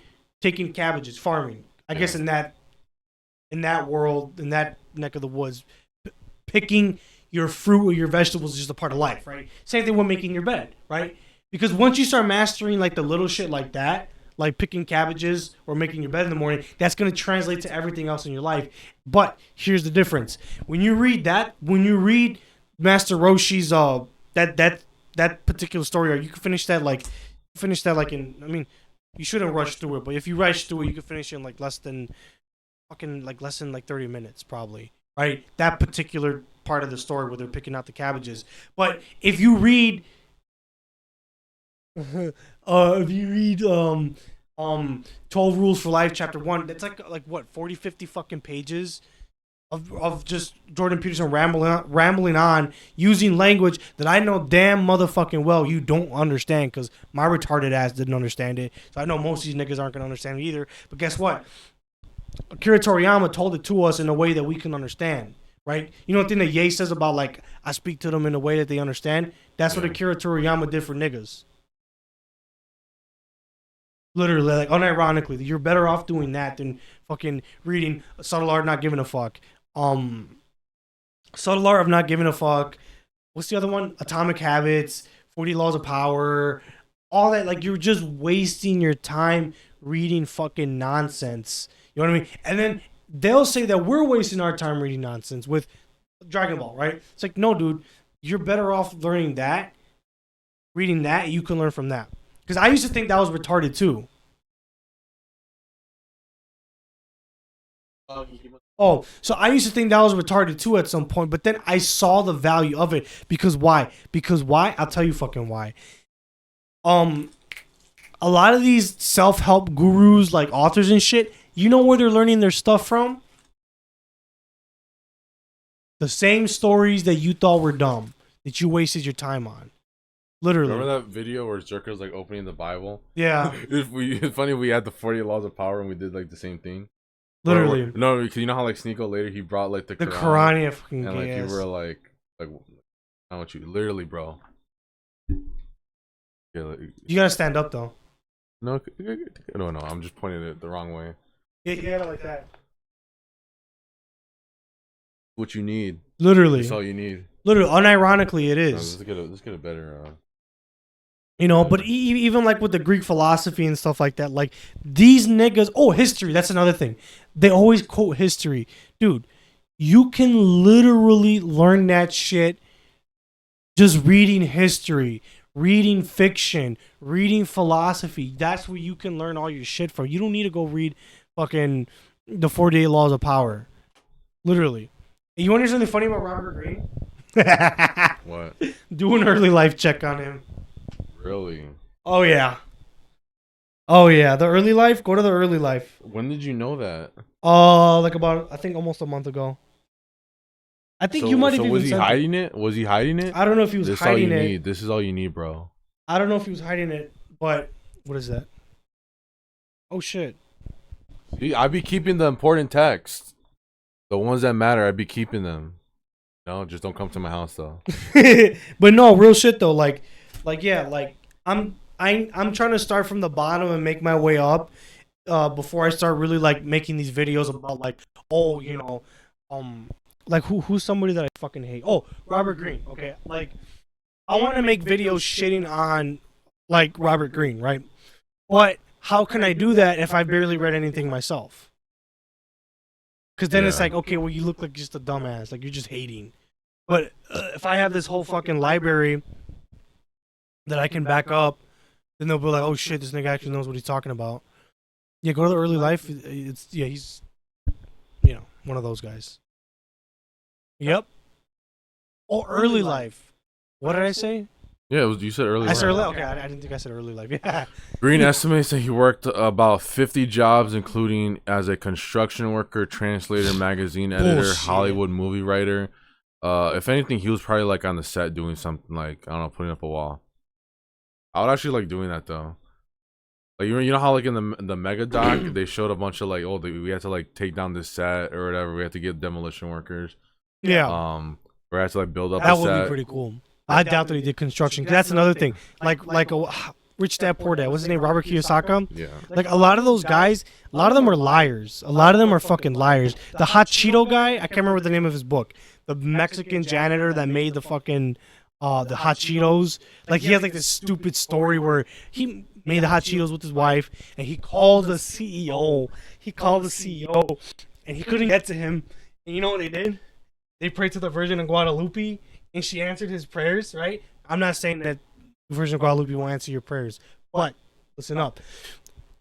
So she answered his prayer and he was on the phone, so he had to go do a whole presentation. He was nervous. He bought the best suit that he can afford with his money, and he was slipping up and he was messing up the presentation a little bit, but they saw they saw the potential inside of this guy, right? So they're like, you know what, Pedro? We're going to give you a fucking chance. We're going to start selling these Flamin' Hot Cheetos. And it was a nationwide phenomenon.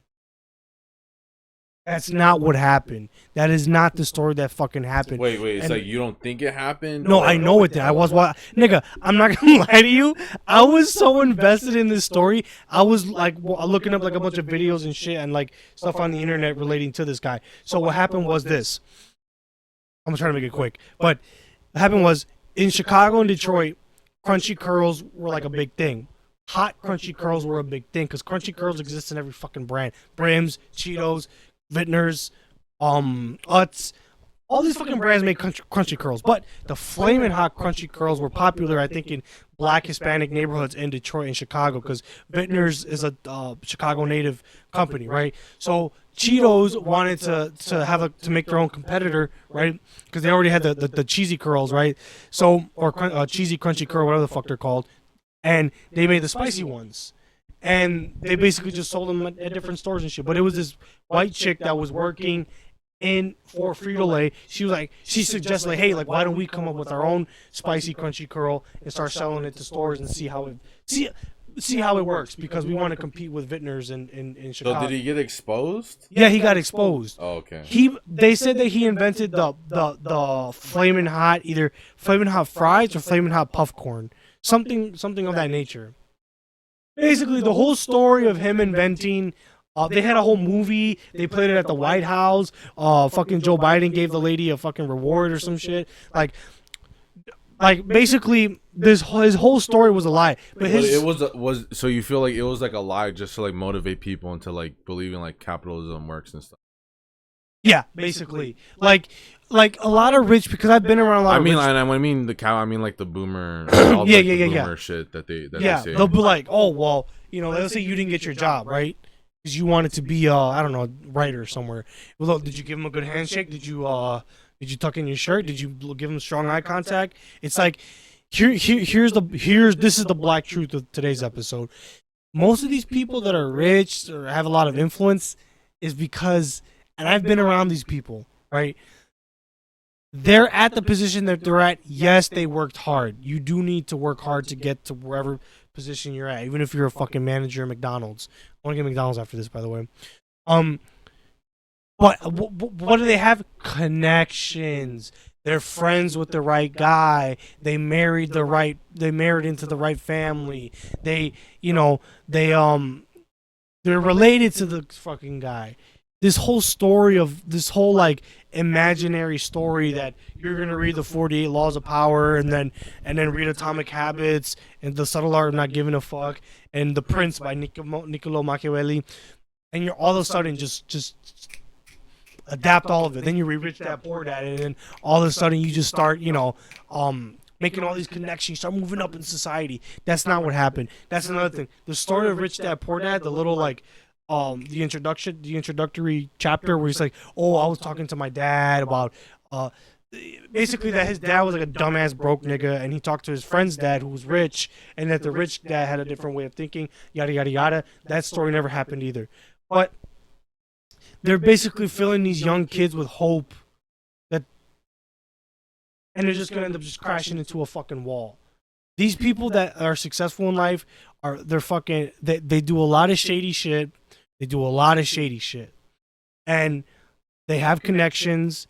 That's how they get to where they're at. No person that I know that's successful or makes a lot of money ever made all the money they did from just being a honest, honest guy. They had connections, they had the charisma, and they had the work ethic. The work ethic is the most important thing, but you don't need to read a fucking book telling you to have a good work ethic. Why are you going to sit here and read 12 Rules for Life to know that you should clock in on time? You know what I mean? Like, you don't need that. But these people fill these fucking kids' heads up with this grandiose, like, one day you're going to just do that presentation, right? And the guy's just going to have faith that you're going to do it, He's going to have faith in your idea. That's not how it works, bud. Sorry, but that's not how it works. Nietzsche is will to power. You will learn more from Nietzsche than all that other bullshit. So I want to inspire the youth in some way. Like, I want to do self-improvement content, but not gay. Yeah, we need to like, the problem is that we need to fix like this generation, like the generation that I told you that like they're basically like, how do I even say, they're just like, I guess they're almost like forgotten. Yeah. They're gonna get forgotten. No, I'm talking about like Gen Alpha. Oh, like, okay. We need to have people like fix them or put them on the right track, just like how like I know, Andrew Tate, because we always say like, he, even though you might not like him or we might have problems with him, he did like kind of put like his little fire. Yeah, he put his little like whatever fire into the pit, and he made a bigger thing. Yeah, a bigger ripple. He made a splash and then started a ripple. Some guys became Christians. Some guys became entrepreneurs. He made people think. Yeah, whatever his clips, his algorithm, and made people think about the way things aren't really what it seems. Yeah, you did it for a lot of people. So I want to think about the kids. We need to think about the kids at the end of the day. That's even if we hate them, even though we hate them, like they're iPad kids, not doing anything. They don't have any like work ethic. They don't there's a lot of people like that, but we need to because the schools aren't going to teach them. Hell no, the school's not going to teach them shit. The school teaches them nothing but just retarded. Sit in the seat. Just sit in the seat and submit. Just sit there, and if you're feeling sad, we're gonna pump your ass up with some drugs. It's like, no, like if you're gonna pump yourself with drugs, do it willingly. Do it willingly, like me. You know what I mean? Be like me. And yeah, I want to do self-improvement content in the future, but again, I don't want it to be like faggot, like Hamza, or like these guys. You know what I mean? Like, I don't want to do like the cringe shit. I want to do stuff that that the common guy can relate to. Be like, oh, like for example, like the episode we did like with Zerka, The episode we did with Zerka, we're reacting to his shit, right? Like, I want to talk about, like, let's say, like, dating shit. Like, I want to talk about dating culture and have nuance to it. Not just like, oh, you need to fuck all these bitches and then you'll like, no. Like, every guy's different, right? You got guys that are more incel adjacent. You got guys that are like, that have wife guy energy, right? Then you have guys that are like, they want to be pimps, right? Then you got the guys that choose to be celibate, right? You know, you got these, there's different people have different like ways of looking at the world and stuff like that. And I feel like that's something that people don't see. Like, everyone has a different way of looking at the world. Like, you ever like talk to somebody and you're like, why the fuck do they think like that?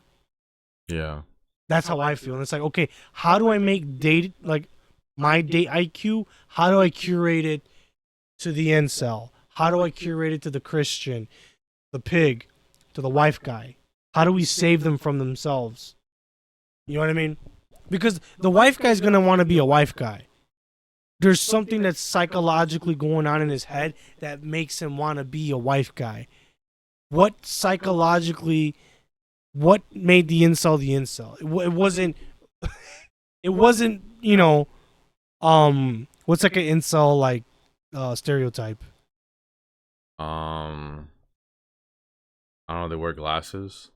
The glasses wasn't what made him a fucking incel. There was something that happened in his life as a result of the glasses or whatever, what have you, that caused him to be that. So how can we shift his how do we shift his like whole entire like perception of reality? Because deep down, maybe he does want to have a girlfriend. Maybe he does want to have a wife or fuck bitches. So it's like, how do we shift his consciousness? How do we shift it and create this new person? You know, the wife guy. How do we stop the wife guy from being a fucking iDubbbz? You know, how do we stop that? Well, let's figure out what happened. Let's see what happened in his childhood. Let's see how we can fix this guy. You know. But first, you have to be willing to stick your hand out. They teach this in masonry, by the way. If you're not willing, like, if I'm giving you the helping hand and you're not willing to grab it, then I just have to let you just drown in your own misery. And it sounds fucking bad. This is this goes into that thing that we've talked about with eugenics, right? Where it's like, I'm sorry, Papa, but if you don't want to take my hand, I'm just gonna have to let you drown because there's a bunch of other fucking guys that need the help and want the help, and we have to give it to them. So I don't know how that relates to baited podcasts and all that, but yeah. Well, at least you found a way to circumvent or roll back. But no, I at least want to end this one still talking about the completionist shit. I said I was gonna get back to it. So, oh my god, yeah. Hi, Robert Green. Bye, Robert Green. All right, so yeah, I guess we'll go back to this one. Explicitly objectify women or declare what that you created hate this women mess to be sexist. Just go ahead and check out Thorne's latest meltdown on Twitter for some spark notes.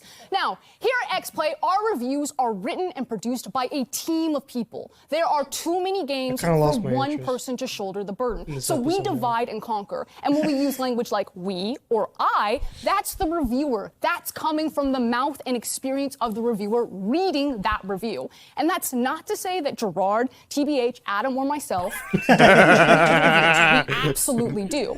But it'll always be in varying degrees and take a whole team behind us. That's why we're X-Play and not Adam Play. So I think the reason why, because this online version, because like they had, how did it work again? It was like they had a channel on like YouTube TV. I don't know if you ever went on there, but like they had like an internet channel. And so it was like it will play like on YouTube or like all these other internet channel places. But after this one, it got like not after this one, but like slowly after a while, this version of G4 like shut down. We have done the experiment and controlled for the I remember people making memes about this because variables.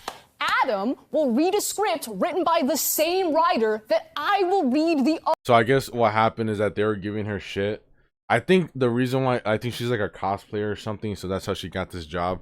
But they were like people were giving her shit because they were doing like that's what they would do, like these like reviews, but it was like written by someone else, and then they're just reading it, and I guess they were giving her shit because it sounded like, oh, like you didn't really play the game or something like that. So like, how do we, like, it just felt like it was like too corporate or whatever, the reviews, which they always were. The original G4, obviously, like if they reviewed a game, they were paid by the whatever company. You think some chick cared that much about?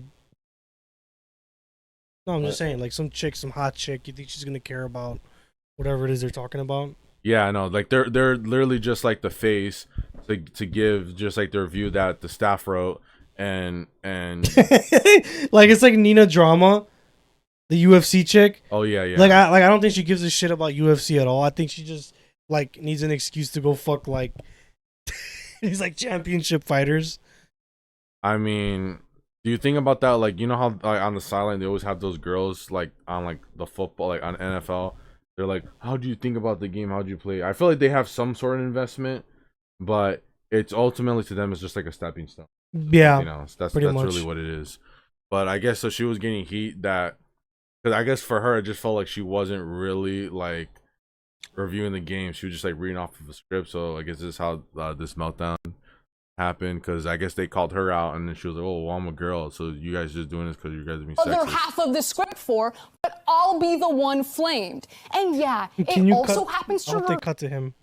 Gerard and TBH. Completionist. But that doesn't discount the sexism of how it happens to me when it does. Both things can be true, that there is a general hatred of any change that isn't Adam, and that I'll receive special flame just for being a woman. And I wish I could turn the camera around so that you could see the incredible team that make X-Play. Half of our producers and writers are women. Emily, See, Adam, this is why Megan. women just shouldn't be involved like in anything. Period. Anything where it's like guy dominant.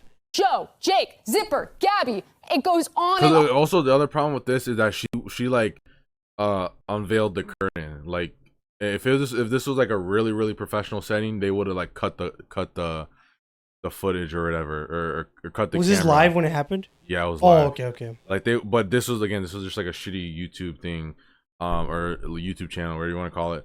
But yeah, like you're not supposed to be like, oh, like these are all these writers.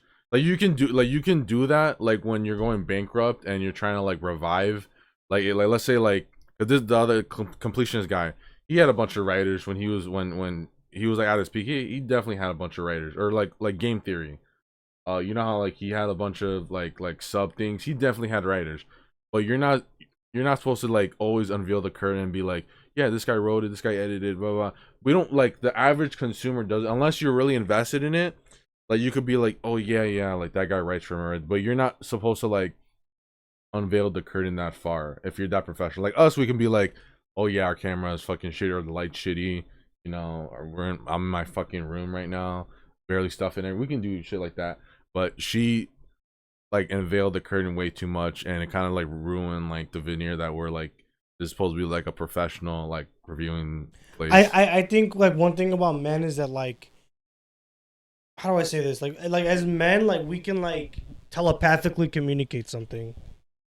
Yeah. Like we don't need like, okay, like if we added like a chick to the show, like she's gonna crash out at some point and be like, yeah, like we were in Franklin's room and you know he had like this shit in it that I just found They'll be weird. like it smells like shit in here. Yeah, there's something like that. Like it smelled horrible in there. Like I don't know how Axel and Nick, well, you know, when Axel was on the show,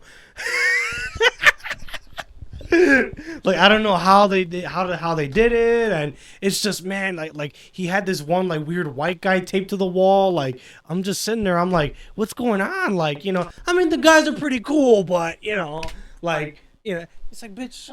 But then when she's complaining, it kind of goes like, oh, it must be bad because she's complaining. If they don't have like, because they always complain about like, they'll complain about like, oh, there's no like catering or something.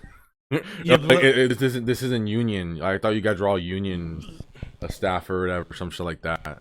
And it's just like no, because like, she'll be like, oh, like Nick had Grand Malo, but he didn't have any like the chick drink. There's no buzz balls, there's no high noons or anything like that. So I just felt like the whole production was just like catered more towards to what the guys wanted. Unprofessional. Unprofessional and catered more towards to what the guys wanted. Yeah. Something like that. Didn't let me talk about the new Taylor Swift album. Didn't let me talk about this guy I'm trying to fuck. On and on. Former writers that are now on ATOS like Vanessa. When you're in our DMs or on those YouTube comments or in Twitch chat right now, those reactionary threads thinking that I'm somehow ruining your current X-Play experience because you can't objectify me how you previously did to Morgan, or that I'm somehow less qualified to speak on something, but you can't quite put your finger on why, even though I'm reading the exact same script as Adam, but you have no problem with he's part of it. You're letting your unconscious biases ruin my day, and you're gatekeeping the gaming space. So maybe for 2022, we be a bit nicer, a bit more self-reflective, and we enjoy the fact that people are working hard to make free content for you. If you don't like it, don't watch it. Peace. Yeah, I guess that a little piece was like at the end was kind of like the don't watch it. Peace. And then that like don't like it, don't watch it thing, that was like an old like thing of like the feminist playbook back in the day, or like whenever something woke happened, like there's this one yeah, Anita Sarkeesian say something like that. Yeah, but there's this one oh my god, this is like yeah. Oh, it's funny, I type in her name, it's like the first thing that shows up. So she was like this oh my, this is like 4 years ago. So she was this, I don't know, writer, or I don't know. I kind of know how she got. I'm not sure if this is why she became popular, but she was married. She's married to this writer called Matt Fraction, and he's like back in like when comics like 2010, he was like writing like Iron Man. Oh my god, that's the only one I remember. What else did he write? Hero X-Men, I think. He was like a Marvel like mainstay writer. He's kind of been gone for like a decade, and now he just came back and he's like writing the main Batman book. So it kind of after Zdarsky left, he's like the main writer now. So he still has some sort of like status to him, even though he's been out of comics. I think he left because he wanted to do like write movies or be like a real writer or something like that.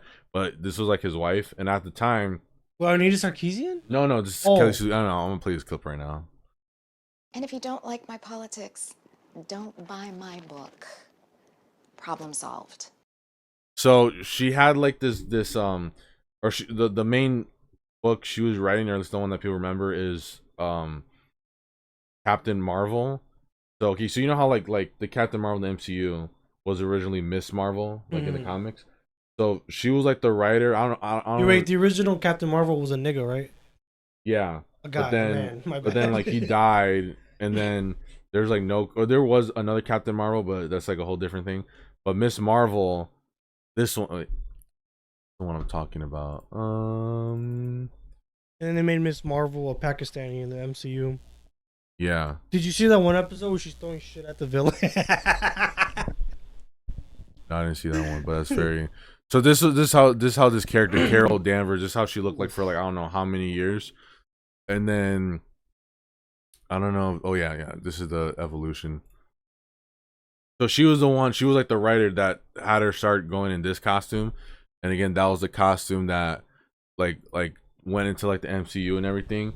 So I don't think she was talking about that book necessarily, but she was getting gassed up. But it was kind of like psyop because they wanted this version of Captain Marvel to like do well in the comics because they knew it was going to be in the movies. But she had like this other book called like Bitch Planet, and it's basically like a like the main story is that there's all like these women, they're all like in this planet, like in this like jail cell, I think, or like this jail planet, and it's like something feminist. It was very of its time. I barely remember reading it. Of its time. Yeah. What time is this? Like 2016 feminist. Oh, okay. But it sounded like she made the comic just so that like she wanted to make like to pitch it to like TV networks or whatever, because she wanted it to be like a TV show. But she was getting hate, but I think people were mainly mad at that book. But then like these guys, they kind of misconstrued it to being like, oh, like we're not gonna buy your shitty Marvel book. I forgot what else she wrote at Marvel. What the, I think it might have just been that, but it was like she was given this character to write, and so for a lot of people it was like so she basically sabotaged that character Hmm. because in so there was this, so not only do they change this, but then they Carol they started drawing her in like not like in like a zero sexually like appealing way. So yeah, so Ew. first they have this. I think this is like a later book actually, but then they started drawing her. This was like peak SJW 2016 Marvel era. Um, so she basically starts being drawn like basically like a man, and but this was like after she left, I think, writing the character, but this kind of stayed. So then yeah, it's just one of those like one of those Yeah, this vibes. lady, if you zoom in on her face, just right there. Right there, stop. That's the face of a woman that is not sexually pleased.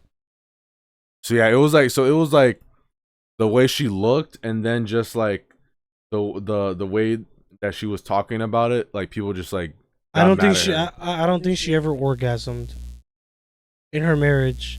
If she, I don't know if she's still married or not. I'm pretty sure she's still married, but she still like makes like comics, like but she basically stopped doing. I think she got put on by like Brian Michael Bendis or whatever, because she was like in Portland, all in the Portland area. That's what. Anyway, going back to the Completionist. So this yeah, although this is that one like hangout thing, but I probably can't play it. Stuff that should be been heard. So yeah, so these were like the reviews he was doing. You know, back in the day he was just doing like a lot of reviews, just like of just games, completing them 100%. But then I seen his Assassin's Creed ones. That's where I know him from. yeah. But then around like so like no, actually no, 2 years ago. Oh my god. He what the heck? So there's this guy called Carl Jobst, and he started by Nigga making looks like Muslim. he started by I think he's like I forgot what, oh my god, I forgot what he's like something like that. Oh, Middle Eastern. Persian? No, he's like I forgot what he was, but but he had this very professional veneer, and so there's just one guy called Carl Jobst who like mainly he would like expose like speedrunners for like cheating, but then he started branching out into just like exposing like all these other people. So he did like an expose on him, and he did it with Mudahar. So basically what they did, they like, because he had like a foundation, this guy, he has like this foundation where he would do like speed running games or whatever. He like something with games, like a Twitch stream, and he would say like, oh, like we partner with this foundation, and we're trying to help stop like Alzheimer's or something like that. I don't think it was like one of the other disease. I don't know, like Crohn's disease or whatever. But he said like, oh well, we did this fund because my mom died of this. The dementia, it was dementia. I think I have that too. But so he had this like foundation thing that was like tied with like this Twitch event that he ran, and I think the charity that he like linked up with was like ran by like his family, like even before he started doing YouTube or anything like that. But it's only because you know how all these there's all like these charity things, but they only just exist because these people want to have like a tax write-offs. Yeah, tax write-off, or they want to have like some event, like they'll do like golfing for Alzheimer's or something like that. It's like an excuse to go golfing. Yeah, and so they all they do, they buy out whatever place or whatever that they're gonna do. Then they have all this money, and they you know they tell the guys like, yeah, you gotta donate this much to you know get into the thing, you know, helps out for this research or whatever. And so the donation money is supposed to go to whatever it's supposed to go to. But then ultimately you're just trying to like, you know, get like a little Instagram photo and be like, yeah, today I was at this, you know, we're doing it for a good cause, and they'll share the freaking thing on Facebook, the little like, oh, donate to St. Jude. That's another thing. I'm like, but you know, all those things they're just there for like status symbols. Like, yeah, I went with this with the guys. We're doing it for like a good cause. Can we keep it real? You know we're gonna do that in like 4 or 5 years. Well, not me. I can see you doing it, but like I'm too like. I know you had that one coworker that did something like that. The one you showed me, he was doing like something like marathon or whatever. Oh yeah, they all just do it just to be like, yeah, we're doing it. Or like with Creator Clash, the whole it's like completely clear that's the reason they did it. It's a vanity project. It's no, but they do it with under the guise of like, oh, we want to help. I think they did Alzheimer's because Anissa, like her dad had Alzheimer's or something like that. I think if he saw the way his daughter turned out, he's lucky to have. She said Alzheimer's. she said she didn't even like her dad or anything. She was just like, oh well, just like a good excuse to like up my like societal whatever, so that all these because that's what they did. They sent all these YouTubers to the event just so that they can keep it going. Because that's what she wanted to do. She just wanted to be like, oh, I'm the Creator Clash creator. That's what she wanted to do. So that's what all these people want to do. But I guess he got caught. Like, so this guy Carl and Mutahar, like, they went over like the tax filings and they noticed like they basically kept the money on, like they didn't like donate the money at all. So what they did basically is that they kept the foundation, like the foundation or the charity. Over all these years, they just kept the money and didn't donate. They didn't like spend it. I think they spent some money, but they took some money out of the account. But in general, they didn't spend any of the money that was in like the donation fund. They just kept it in like an account somewhere. And when they found it out, they're because the guy was saying on stream, he was saying like, yeah, we've donated all this money over the years. Your money's going towards this and all that. So they kind of did like a sneaky way because this Carl guy, he went on like a Discord call, or like Mutahar went on like a Discord call with this guy, and Carl was like just hiding there in the background, and then they just like ambushed him and been like, yeah, no, I'm doing it too. We have all the proof. We're all gonna make videos about it exposing you. And then he has like a breakdown in the call, and he's saying like if you guys expose me, like I'm just gonna leave YouTube. Like he didn't say like he was gonna kill himself. He just said like I'm just gonna leave YouTube and it's gonna be bad for me. So just like keep it a secret. I'm gonna fix it, but just don't like. They're like, fuck no, make a fuck ton of YouTube videos out of it. So he was gone for like 2 years after that. Actually, no, he wasn't gone for like 2 years. So there's one video like oh yeah this. So like this was his response, and then he does like a few videos after that, or I think he made videos like every week. But obviously he did it with like a whole team and everything. But I think after he got like exposed and everything, he started like the videos he made started becoming like shittier in production because all like the people he hired left. And then after a while he just stopped. So he stopped for like a year, and then he comes back like 3 days ago, and it's one of those things where it's like, like when someone gets canceled, He looks like a character from The Chosen. You know how like people get canceled, and then at the time when they get canceled, they're like, yeah, fuck that dude. Yeah. Everyone was basically like, yeah, fuck that dude, because he was like, we all thought he was like a very nice guy. He was like very wholesome and everything, but really he was hiding money. Also with the money thing, what he said was that he only found out like a year ago that they kept all the money, and he didn't like it. But basically, like his family, like the actual charity held on to money, but he wasn't really like, he didn't know any of that. So that's kind of like his like plausible deniability. But by the time he got exposed, it was like too late. Like he couldn't really do anything. He still they had all the money in the account. So anyways, he comes back and everyone's kind of like, you know what? You haven't been doing videos. You didn't kill yourself. Yeah, I guess you can come back. And then he and it's also, it's one of those things where it's like he does all the receipts. Like he shows all his, and also this guy, the other guy, Carl, he's kind of been like at this this Carl guy, like, and like because at the time when he exposed them, everyone everyone thought he was like a hero for like YouTube or whatever, but now everyone hates him because this guy who this guy, he was like a Donkey Kong World Championship guy, and he made a video saying that like, oh yeah, he cheated or something like that, and this guy sued him and he lost the case. He mainly lost the case because the other dude, the Carl dude, lives in like Australia and they don't have freedom of speech, so like he lost the case. So, but in the eyes of the public, everyone hates this Carl guy now, and everyone doesn't like Mudahar either because like he lied about his job. Yeah, Fatal Look mentioned that in one of the prior episodes. Yeah, for like 20 seconds. But so I get, so since everyone hates the people who expose him now, like in YouTube in general, It's like, yeah, okay, you can come back, bro. yeah, You're they're good. like, yeah, bro, you can come back. You're good. I don't care when YouTubers or any public personality does anything like shady. Okay, if we're talking about like David level shit, it's like, okay, yeah, fuck you.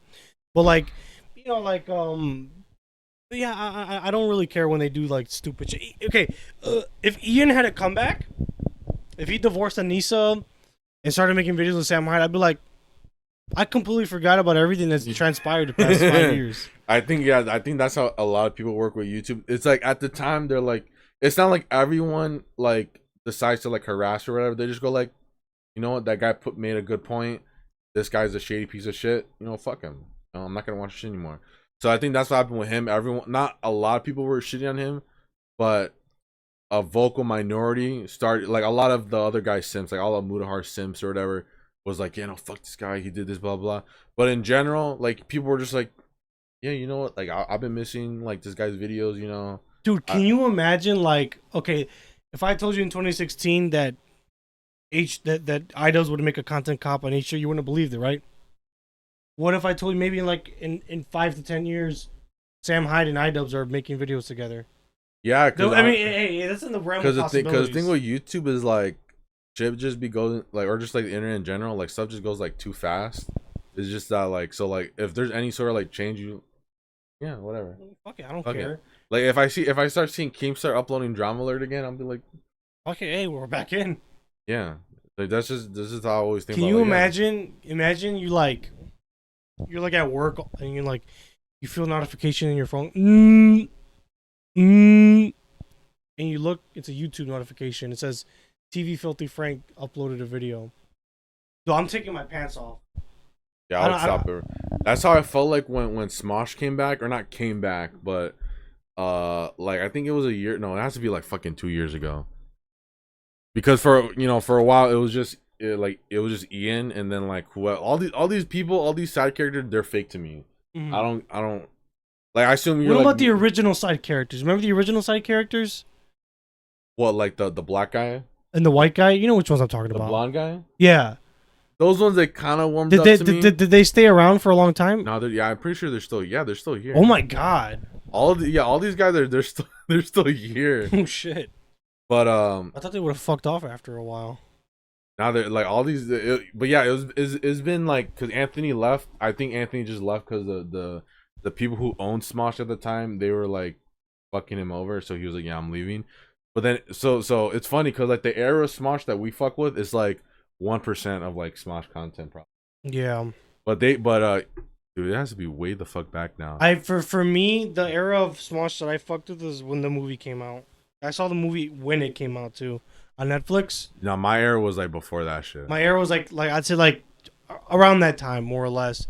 But yeah, because that's how like when H3 came out with his video, all here. I look H3 Productions uploaded. I'm like, yep. Fuck whatever I'm doing. I'm checking that out. Then it turned out to be ass. But yeah, it was this. So yeah, it was like 2 years ago. They're just like, you know, we're back. We bought Smosh, the whole company. We're bringing back Anthony, and I was like, oh shit! You dropped everything. They're back, and then like, and then they started dropping videos again on Friday, because that's how it used to be back in the day. Like I remember, like in 5th grade, like we get our phones, like it's like 2:40, we're about to leave school, and then I'm like everyone else, I like, dude, look at the new Smosh video, bro. I remember that shit. So when I saw this shit, I was like, oh shit, Smosh. And then they were just doing like simple skits for like the first like couple of things, and then they started just doing the regular Smosh shit, and I was like, I'm good. I don't need it. I don't care if Anthony's background. I forgot you guys are, and also it's like these guys are on like a totally different level, like from what I'm trying to watch. I'm trying to watch NJF, trying to watch Sam Hyde. Like that's kind of where I'm like, but yeah, I felt like that when they first came back. If Pyro's cynical, if he had like a tweet like, "Oh, I'm gonna stop doing drag," I'd be like, "All right, let me see what you got going on, bro. What do you got cooking?" What is he doing now? Oh God, No, his content is just like regular slop now. Like whatever, like things. Oh yeah. His main account, they're like longer videos, but he has like a slop account. Like yeah, his account, this account is just like him talking about like games for like 2 hours. Is Grade A underrated still upload? I think I remember. I think he still does like regular, like the same shit. He's the same shit he's always been doing. Let me see. Because I remember he disappeared for some time and he just came back. Because I know he disappeared and came back like a couple times. I don't know how many times he did it, but this is 9 months ago. And as if these gifts weren't bad enough, right? After a full week. so this nigga He's literally doing the same. Well, it's because he left for so long, and then he just went like, I'm just gonna make like the same things that I've always been doing. Oh my god, he talked about the election. He definitely had some like middle of the road like shit. Like he definitely did not. that's what I love about like him and fucking the cold ones. That they have not changed. Not one bit. Like if I ever want to go back and just see like shit from my era, from my 2016 era, go and watch Cold Ones or. To me, it's JonTron, even though he barely uploads shit, because his shit just felt like nothing ever changed. And but I feel like now his like the content he does now is like what H3 should like the lane H3 should have stayed in. Literature for the Like literally, he just feels like he's like in like yeah. It feels like he was like frozen for like I don't know how long and just like stayed in place. But it's a good thing though. Yeah. It's like some people they need to like if they have a role they play in life, they just need to keep on doing it. That's where we're gonna end this episode of the Black Truth. That's the second Black Truth. If you're good at one thing, you don't need to change it. Just stay who you are. Some people need to stay who they are, because if that doesn't happen, You know what I was thinking? What? Like if we ever got really, really big as like gaseous media, like what if we just like buy a warehouse and have them like replicate this entire fucking, you know what I mean? In this entire room just to keep like the aesthetic. No, I want to upgrade it because I want to like, I know this is cringe, but I want like the future when we do get our warehouse, I want it to look like either like Joe Rogan or Fresh and Fit. Like either the Joe Rogan Experience minimalism or the Vice City, Miami, neon, Miami type shit. But yeah, with that being said, stay tuned. This is the 33rd episode. 333. Where's it at? Am I retarded? Where's the 3 on my shirt? I don't know. But stay tuned. I want to get a fucking chicken wrap, or what it's called, snack wrap. I'm fucking starving, dude. I wanted to keep drinking, but I know if I kept drinking, I would have thrown up. Damn, so you say you don't throw up anymore. Not on an empty stomach. If I drink on an empty stomach, I just start fucking. You told me even on an empty stomach. Well, I haven't been drinking as much as I used to, so I don't have that same tolerance. This video would have turned to fucking vomit cake. Goodbye, guys.